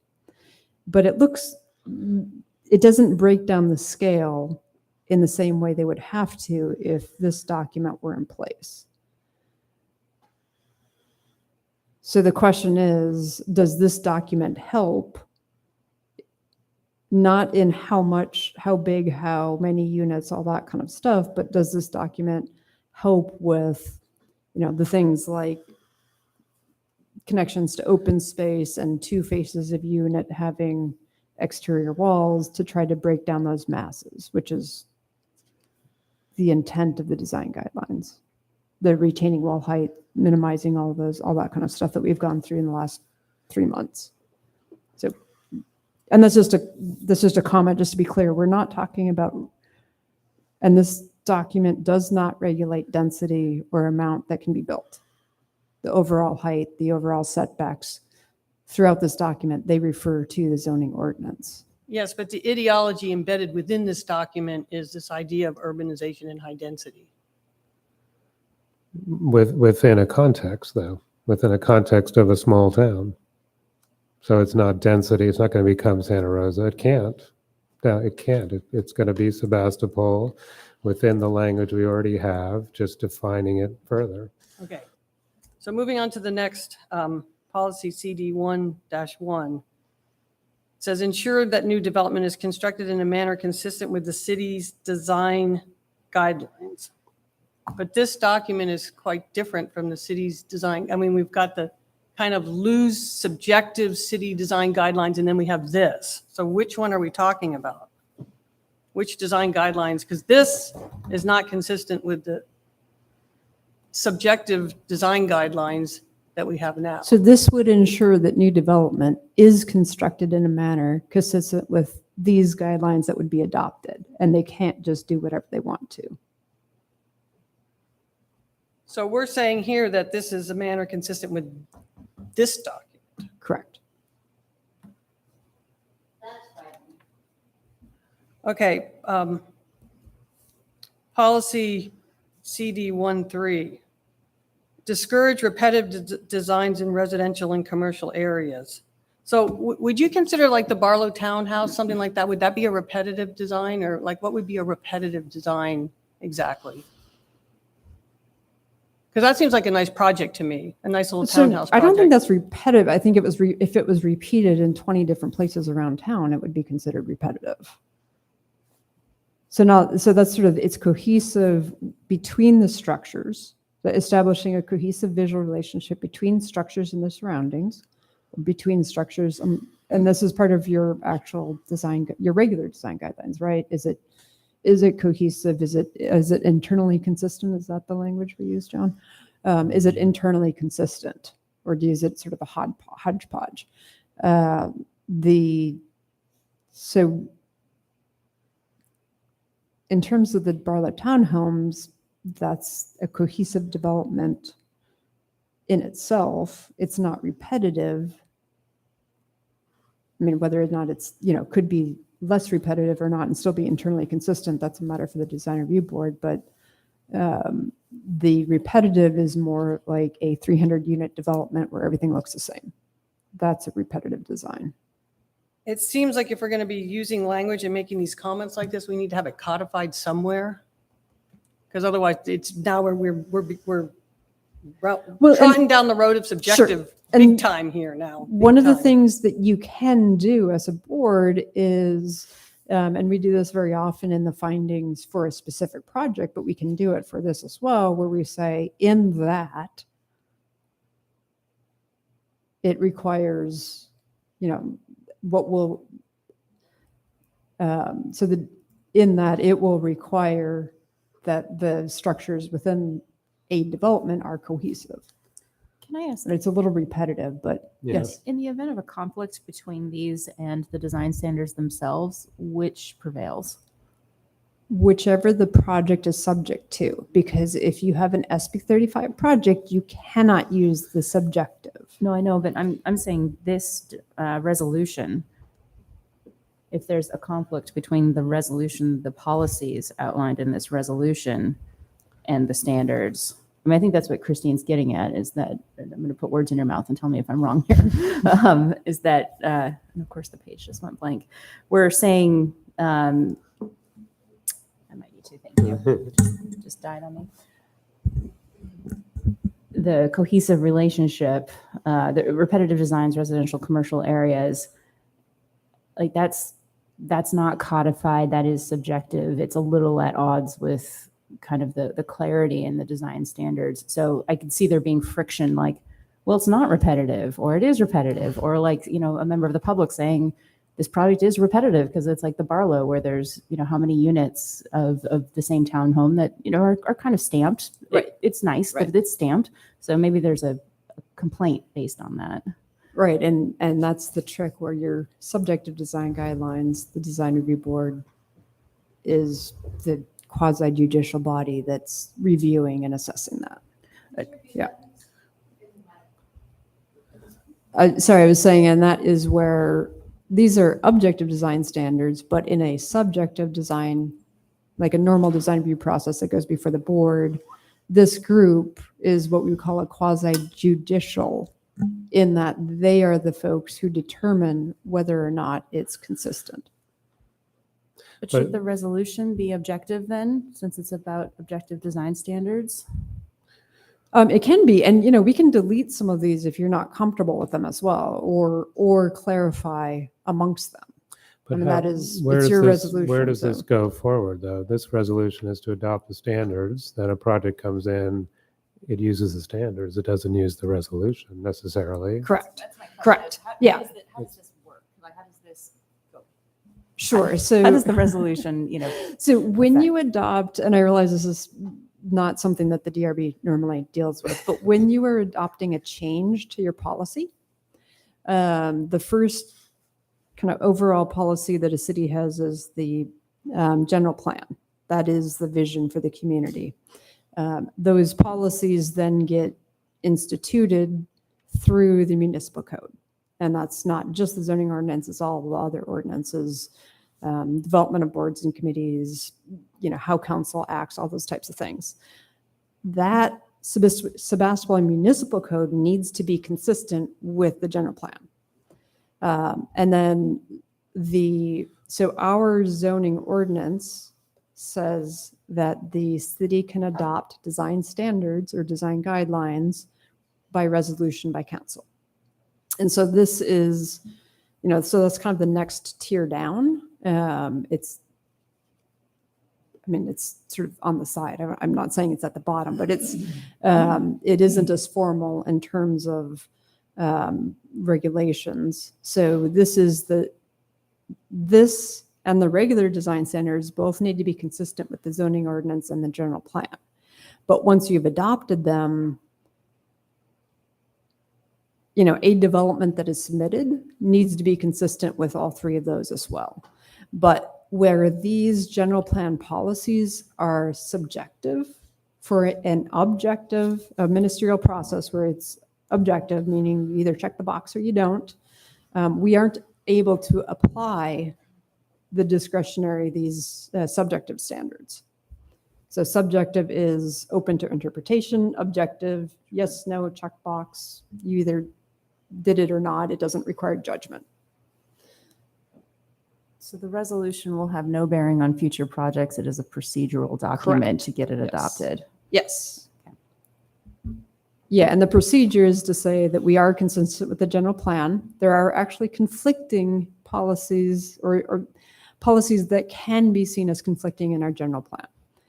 And I've actually had that come up at when someone's going for a use permit, whether or not something is an appropriate use. There are some policies that talk about economic development and community events, and then there's others that talk about noise disturbance and other stuff, and they are sometimes at conflict, and the general plan is trying to say, try to do it in balance as best you can. But someone can always say one side or the other is not consistent, based on a general plan policy. It is up to the deciders, which is the ultimate decider is the city council, to determine if it is consistent or not. So like I said, if there's some of these that you don't feel appropriate to be in here, we can remove them or clarify them. They do not have any effect on once the document is adopted. Other than you can go back and say, hey, I found out a better way to implement this policy if we just change this part of the plan or whatever. So, and you can always, like I said, modify it based on if something new comes to light or if someone has a great idea about something, about how to modify the document. Okay, Christine, you want to Okay, continue I'm on? continuing, yes. Maintain and enforce zoning ordinance provisions and design guidelines that prohibit auto-centric strip development.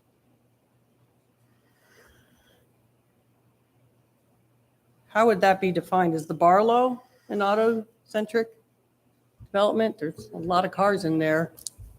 I would front of say the the Redwood businesses. Marketplace is an auto-centric strip development, The Redwood Marketplace. or any sort of big box store where there's a huge parking lot out front and a strip mall. That's kind of auto-centric So, okay. development, right? Where you have to walk across a 100-foot parking lot to get to a store if you're coming on a sidewalk or a bus.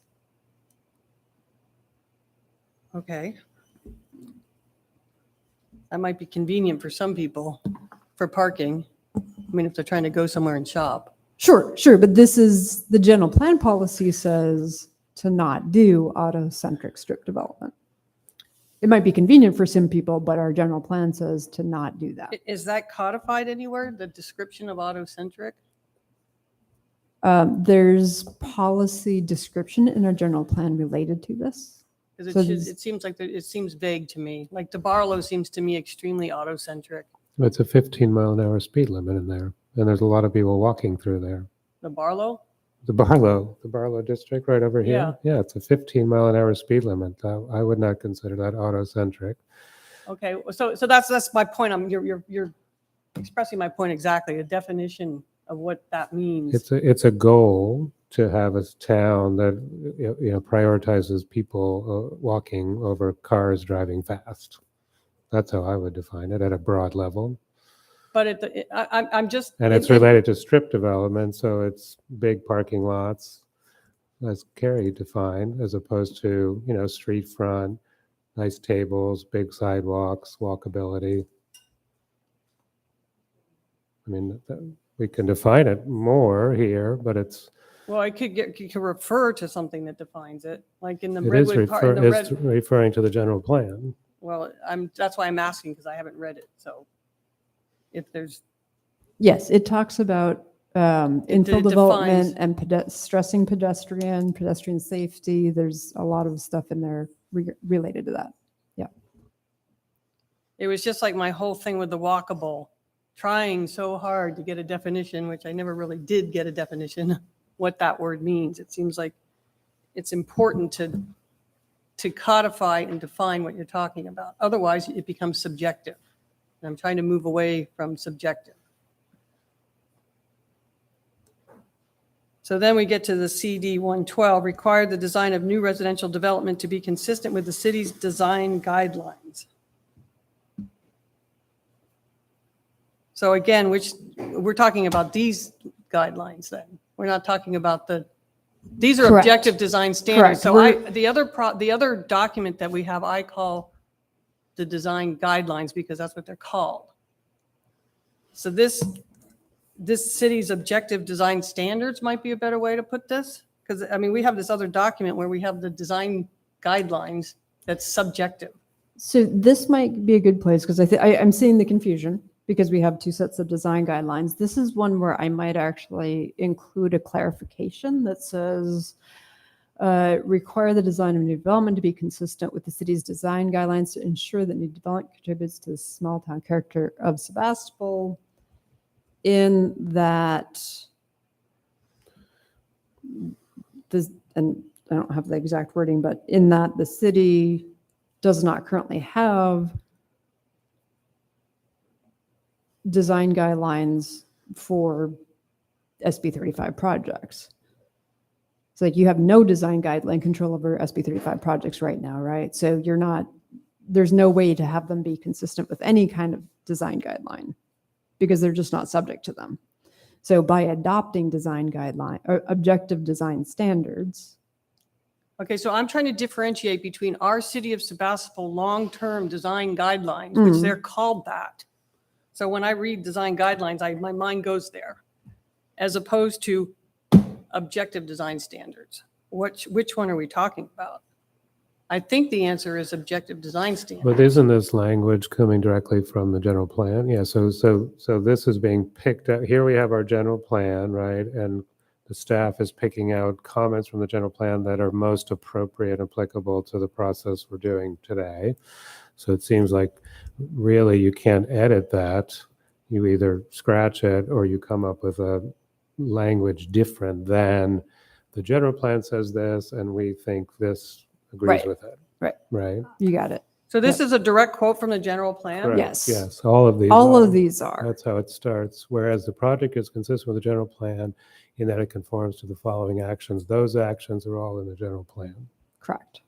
But they have this at that time then, we had design guidelines. We didn't have this. We still do have design guidelines. So the question is it appropriate to say this new document for, the ODS for SB 35 that we're adopting is consistent with those guidelines.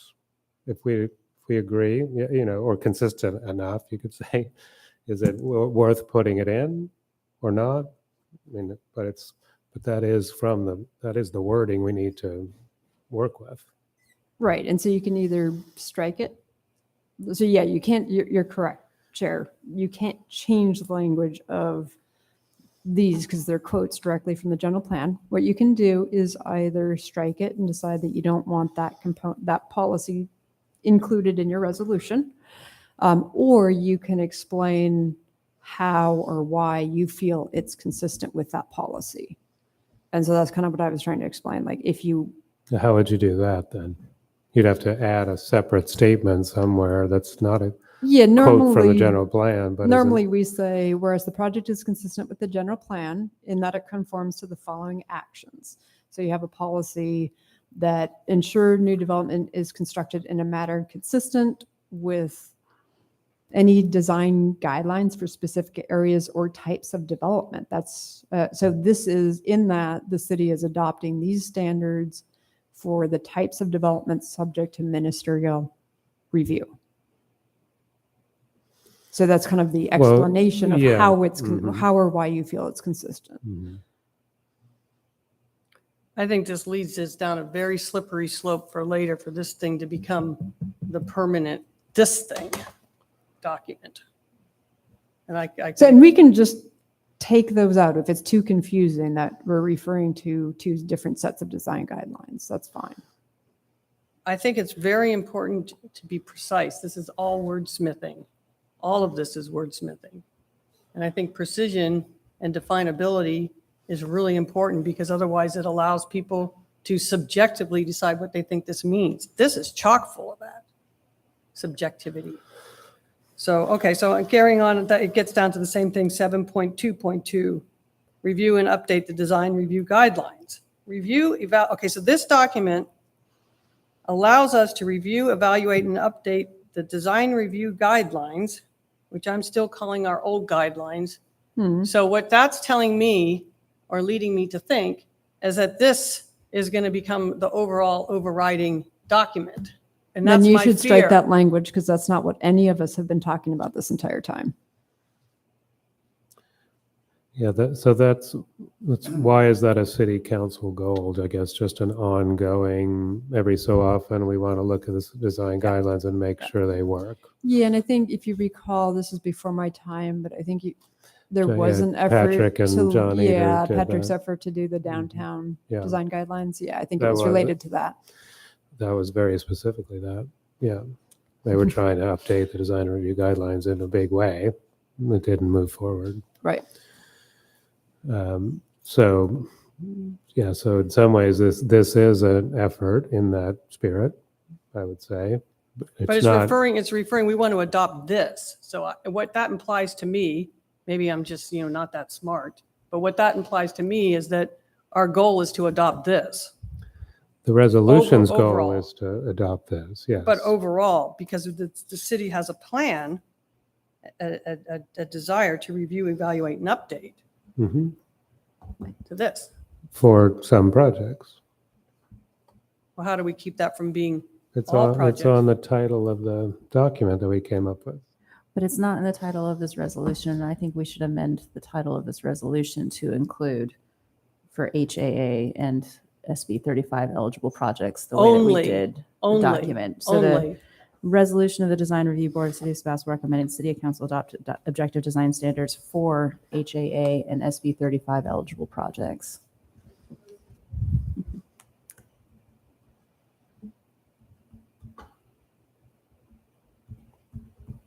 I like exclusively. Can we use exclusively instead of only? Okay. It sounds more fancy. It sounds more fancy. Okay, and I'm going to spill out Housing Accountability Act because HAA is not. It should match what is stated on the document. Yeah. So we don't. That's what it is, yes. And I did also confirm, because I know our. There's no exclusively here. Yeah. I'm just saying that it should be consistent. We're adopting this title, right? That's what it should say. Right. Lars, are you saying you want the, ex- I don't need exclusively, but if someone else wants it on there, fine.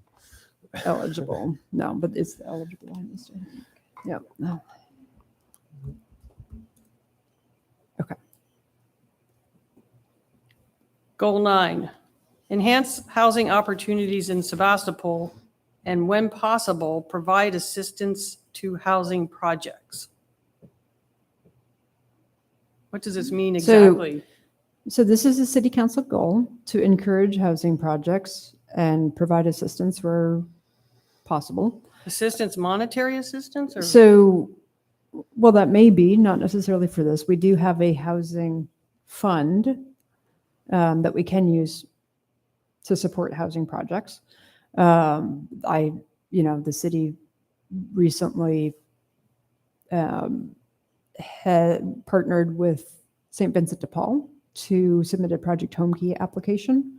That would be seen as providing assistance to housing projects. We worked with them in partnership for that application.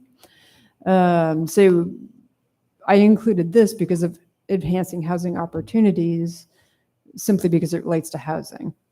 Again, if you don't feel this is really on par with this, this is a draft. Please feel free. I think it's very appropriate when, as I said earlier, one of these projects will still come to the staff.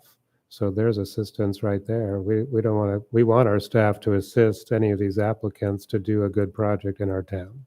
That's a worthy goal. Yeah, I'm not arguing with the fact that it's assistance. I'm just trying to understand what assistance is. Like, is there monetary assistance?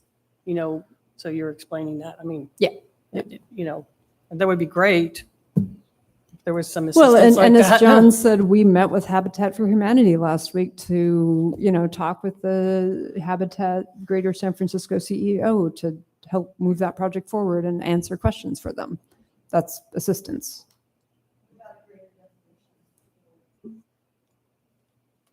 Again, this is a city council goal quotation, so we can't really change that, or we're changing their document. This is simply referencing their document. I do know they're thinking about doing a retreat, and they usually do that every few years to redo these goals. Maybe good to, and I usually participate in those, so I'll bring that up if they want to continue with that goal. Okay, finally, engage with community on housing issues. It seems like community gets 3 minutes, maybe 2 minutes. When we were doing the Zoom meetings, that was really sad. You get these seniors come on, they would say, "Can you hear me? Can you see me?" And their clock's ticking, and they got cut off. So I would like to see, this is just a sort of a side issue here, where people can actually get heard and not shut down. Like which community, who in the community is being engaged with?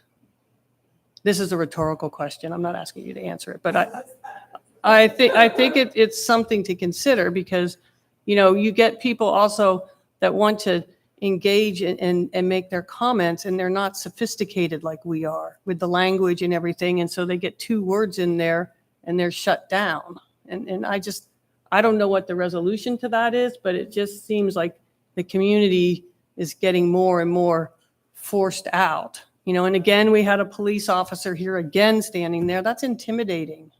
I feel it's very intimidating. I mean, these are senior citizens and a couple ladies. Come on. Yeah. And I guess to your concern, we've seen this process on human rights. And I was trying to explain, and I didn't know at first it was only 2 minutes. So to my lack of awareness, I feel like so that sets in place a very uncomfortable relationship when you have the mic for 2 minutes when you're front and back. And because I had said I wouldn't do any meetings, and we are shut. We aren't there. And when I get on advisory teams and so forth, those comments are not articulated. So that's just frustration. If I may say, this is not the meeting to discuss this, but I think this is something we all need to consider. And I've often felt that we're on these boards and in these government positions, and we're somewhat imperious, and the public is getting really frustrated. And if you're out there on the ground, there's a groundswell happening. And we should be listening. This is why, I mean, I was surprised to see this today, but this is sort of a general feeling that I'm getting talking to people. They're just, yeah, I think so. You saw it. I think to your point, it's maybe not the forum for this discussion. Right, exactly. I'm just. But it's a, it's a.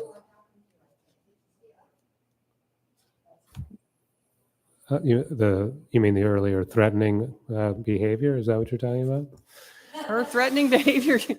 I think that I would just like to say that all of this is a public process. This, as you see the timeline, if you had come to a meeting months ago, you could have read this document as much as we had. There's lots of opportunities in the process to engage, not just 2/3 minutes to come to the microphone. There's, one can email, one can walk into the city office. There's many ways to engage, including being an elected member or a volunteer member of this very board, right? There's many possibilities. I don't.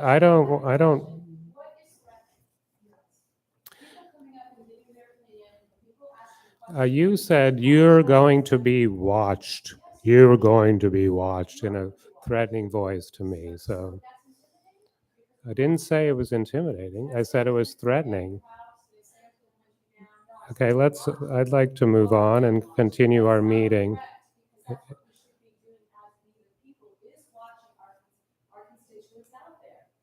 And you should learn. You should be watching us. We should be watching others, keeping each other in check so we can hear each other. I'd rather be in. And she wasn't threatening you. The comment was directed to me, and I wasn't threatening you either. It felt threatening to me, Marie, and that's why I said it. You may not have thought that, but that's why I said it. Okay, so let's stop this conversation now and move back to where we are process, please. Okay, thank you.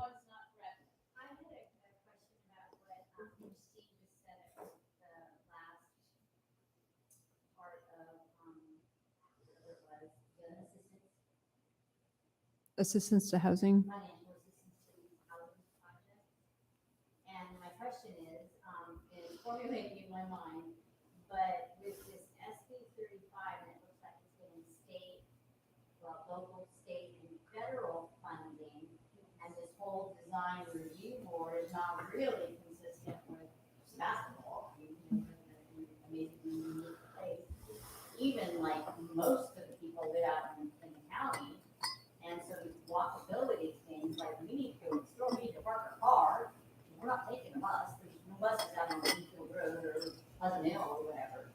So anyway, my question is that is this assistance for these types of construction in this plan?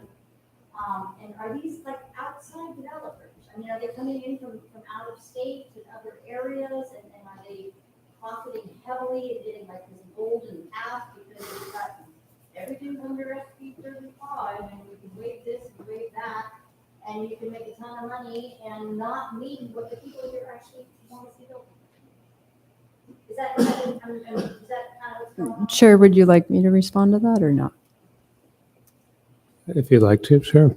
Thank you. Sure. Just to clarify, assistance to housing projects, again, it can be when someone brings a development to the city, we as staff work with them to make it a project that is consistent with our goals, which is a lot of what this board does as well when we bring stuff to them for review. And oftentimes we have questions in our staff report that say, staff feels the design review board should review this or that aspect of the project. To make sure and that is assistance, right? So we are, in terms of financial assistance, any financial assistance from the city, whether it be waiver of fees or support with our affordable housing fund, that would all be decided by the city council as part of a public meeting. And we're not required to do that. Most of the affordable housing fund that we do have as a city, we have spent, the city does own Park Village, a mobile home park on the east side of town by Tamagotchi Park, actually right next to the Barlow Townhomes that we've been discussing today. And we have been applying for funding and outside funding, as well as using some of our own funds towards rehabilitating housing units there. Again, that's a city-owned property, so we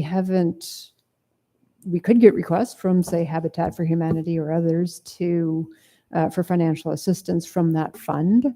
Again, that would need to go through council. Now, we collect development impact fees. That's how we get money in that fund. It's from developers of other projects. There's a couple of different kinds, ways that happens. I don't think I'm happy to explain it to you, but so that's when we talk about assistance to housing projects, that's the process for it. SB 35 is a state regulation. It has nothing to do with funding a project. It mandates a specific process that you have to go through for reviewing a project. Okay. My question is, are the out-of-state developers coming in under SB 35 and actually constructing and profiting from the construction of? I think what I have seen, so we've only had one SB 35 project in town, that was Woodmark, and yes, that is a Idaho developer, but I've also seen a number of SB 35 projects where it's someone like Burbank Housing and a local nonprofit who's working with staff as a way of doing the project through that. I don't know. Again, the city of Sebastopol's only had one, and we're now not subject to that regulation. So it's hard to have stats on something where you've only had one. Yeah, but I do know like Petaluma's had a couple of Burbank housing projects that were submitted under SB 35. When we look at a Senate bill that comes in and stipulates what they're forced to do, and we see an impact of additional cars as a result of that, then how does that put pressure on the walkable, bikeable? Because quite frankly, we're out far too, and we can't walk and bike. My children say, we get on a bike, all bets are off. Seriously. Sure, and actually, so we do have a member of the public who has joined online. Could you go up to the microphone? Is that okay, Chair? Because Yeah, like sure. the members of the public online can't hear what's going on. Okay. Some are easy to repeat, but that's not going to be an easy thing to repeat. So pertinent to the SB that we're talking about and why you are doing this additional information. Is your microphone on, Deborah? Is it? Yes. There, Is yeah. it? Is it good? Yeah. Okay, good. Okay, I'll get closer. My question pertains to the purpose of doing, how many inches is this? Several inch thick document. That is a lot of confusion between existing documents and this document, but looking at the potentiality that other Senate bills could affect the city as this one is and cause this kind of requirement down the road. But when we look at what's sneaking in as the door is still cracked open a bit, because this is still not adopted, that's putting undue pressure on the amount of vehicles that are coming into the city. And I was in Dublin, and Dublin prohibited outside people outside the city growth boundaries to drive their cars in the city because it got so densified with housing, they didn't have enough parking.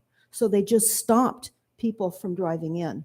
So I'm wondering how densification within the city growth boundary that is forced in or penalties occur, you don't get your grant funding, will ultimately impact the law that I can see occurring that would prohibit more cars driving into town.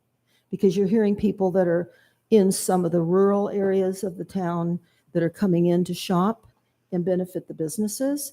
And how are we going to do that? Again, as an older person, I can't walk 10 miles each way and carry shopping bags back. And again, the problems of the bike. So I'm just asking, the densification aspect, where does that push you down the road? As I said. Thank you. All right, let's Okay, go Carrie, back to can we go our, back to goal 9 real quick? Because it says, now I understand what you mean by assistance. So I think what you really mean by assistance is helping with the application. So maybe, and you always do that. So maybe it changes to enhance housing opportunities in Sebastopol and scratch when possible, provide development assistance or some word like that to the housing projects. Because that's what you do. If people come in, you give them assistance. It's not kind of really a when possible. Right, but That's what you again, this do. is a city council goal. This isn't something I wrote, so we can't really edit this. This is a city council goal and a published document of city council goals.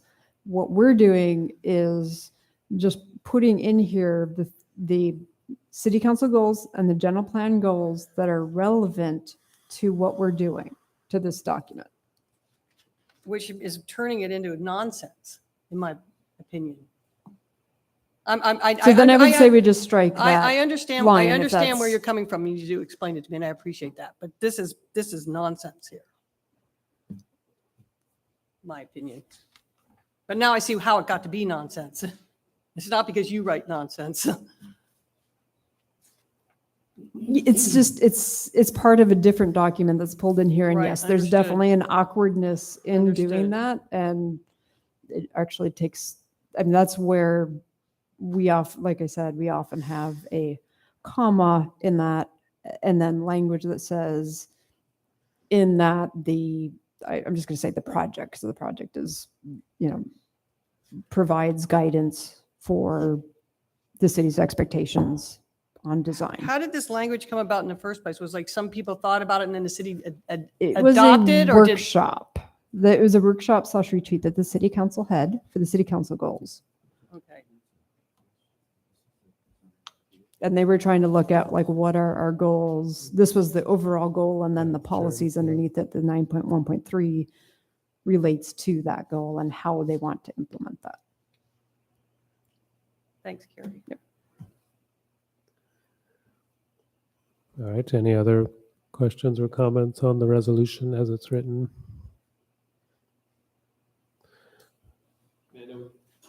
Gary? I know we can't change this policy, policy CD1 through 2, ensure that the new residential and commercial development is sensitive to the surrounding, I think it should say landscape / or a comma, architecture, topography, landscaping, right? Landscaping was also defined in the book as I had it open anyway, a place of natural origin. And I don't think landscaping is of natural at all. So there's an issue in regards to how place is made and site design is recognized. It's the landscape, not the landscaping. So that's just for the comment, for the record. All right. So no other comments on this side. Melissa, any other comments or questions on the resolution? No? Okay. Well, then I think it's time to decide whether we adopt this or not. So someone want to make a motion, or are there any discussion before we do that? I'd like to just make a comment about the whole thing. I think this document is very poorly written and it's difficult to follow and understand, and there's been tons of flaws in it. And there's also an ideology embedded throughout that's completely subjective. And I give you page 47. This document makes a positive contribution to the development pattern of the area, subjective. New or altered structures are compatible with the design and use of existing structures on neighboring properties. Well, we used to have that in our old design guidelines, but we weren't allowed to do that because that's subjective. Respects the existing conditions of neighboring properties, again, subjective. Does not adversely affect neighboring properties with adversely affect, meaning to impact a substantial negative manner the habitability of these properties. Very subjective. I mean, a person's opinion about that. And I know people are going to say I mean, I think about Marcia and Chuck. You know, they had the SB 35 project came to them, and woe was them because they had a property next to a property that could be densely populated. And that was, you know, their home for 3.5 decades that they loved and took beautiful care of. And they had to leave because the project that came in adversely affected in a negative manner the habitability of their property. So again, in their mind, that was they had to move. They left completely. And in somebody else's mind, well, you're next to a property zoned high density. So, you know, too bad for you. You should have known. So continuing, this document, it doesn't apply to Sebastopol, really. It's like trying to fit a round peg into a square hole. And I know why, because I looked at 11 of them. It's boilerplate that we're just trying to conform. Basically, we're ceding our local integrity to a document produced by a consultancy firm that told us that Sebastopol had stores and restaurants open till 3 a.m. They don't know Sebastopol. That's our job here, and we're ceding it by going along with this document. And again, it's a Trojan horse for an ideology that should be brought openly to the people and fully understood and debated. This whole high density, densification, walkable, you know, there may be people that feel very positive about that, but what about people that don't? I mean, they're just getting shut down. You're told you can't even talk about it. And I just think that that's not right. I tried to think of a way to kind of pull that out of this document, but it can't be done. It's embedded. It's an ideology. It's not a truth. It's subjective. This whole thinking about high density is an ideology. It's subjective. Is it a good thing? Whenever you go into cities, it's always the cost goes up. And I could explain this, and I'm not going to go into it right now, but I could explain to you why I am positive that this process with this high densification is going to drive the cost of housing up, not down. I could say exactly why. So, and we don't have to worry about this right now. I know there's the money issue, but we can just sit and pause on this. We don't have to adopt this right now, where we've met the RENA standards for now. So we don't have to do it. So it's all about the money, basically the consultancy payment with the grant money. So I can't support this document. So when we go and you guys approve it, I'm going to be a nay.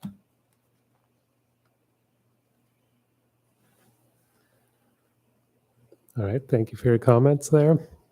Anybody else? No? Okay. Would someone like to put forward a motion then?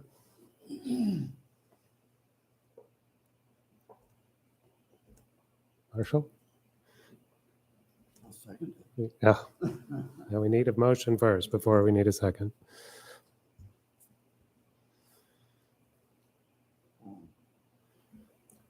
I'd like to make a motion that we approve this document.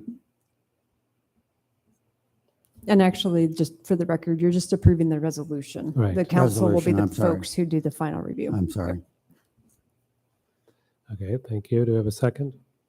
Can we amend the motion with the revisions made today?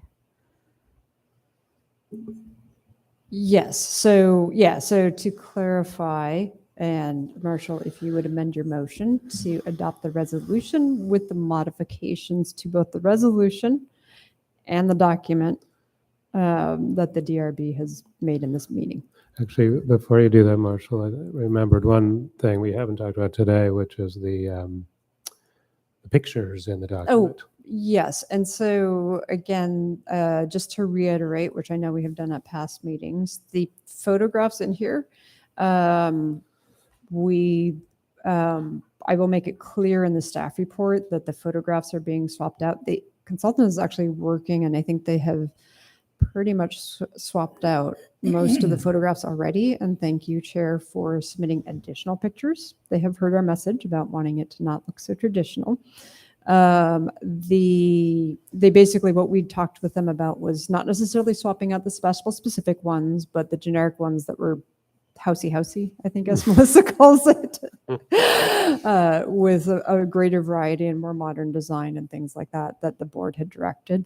So they actually said they've swapped out pretty much all of the pictures, and I think with Lars's supplement, you'll probably see most of them in the final document, but just to clarify that we will continue to do that, and the photographs are examples and not part of the actual document. Thank you. Okay, want to try that again, Marshall? I make a motion that we approve the resolution with the revisions that we have discussed here tonight, and including the photographs. Perfect. Okay. Thank you. Do I have a second?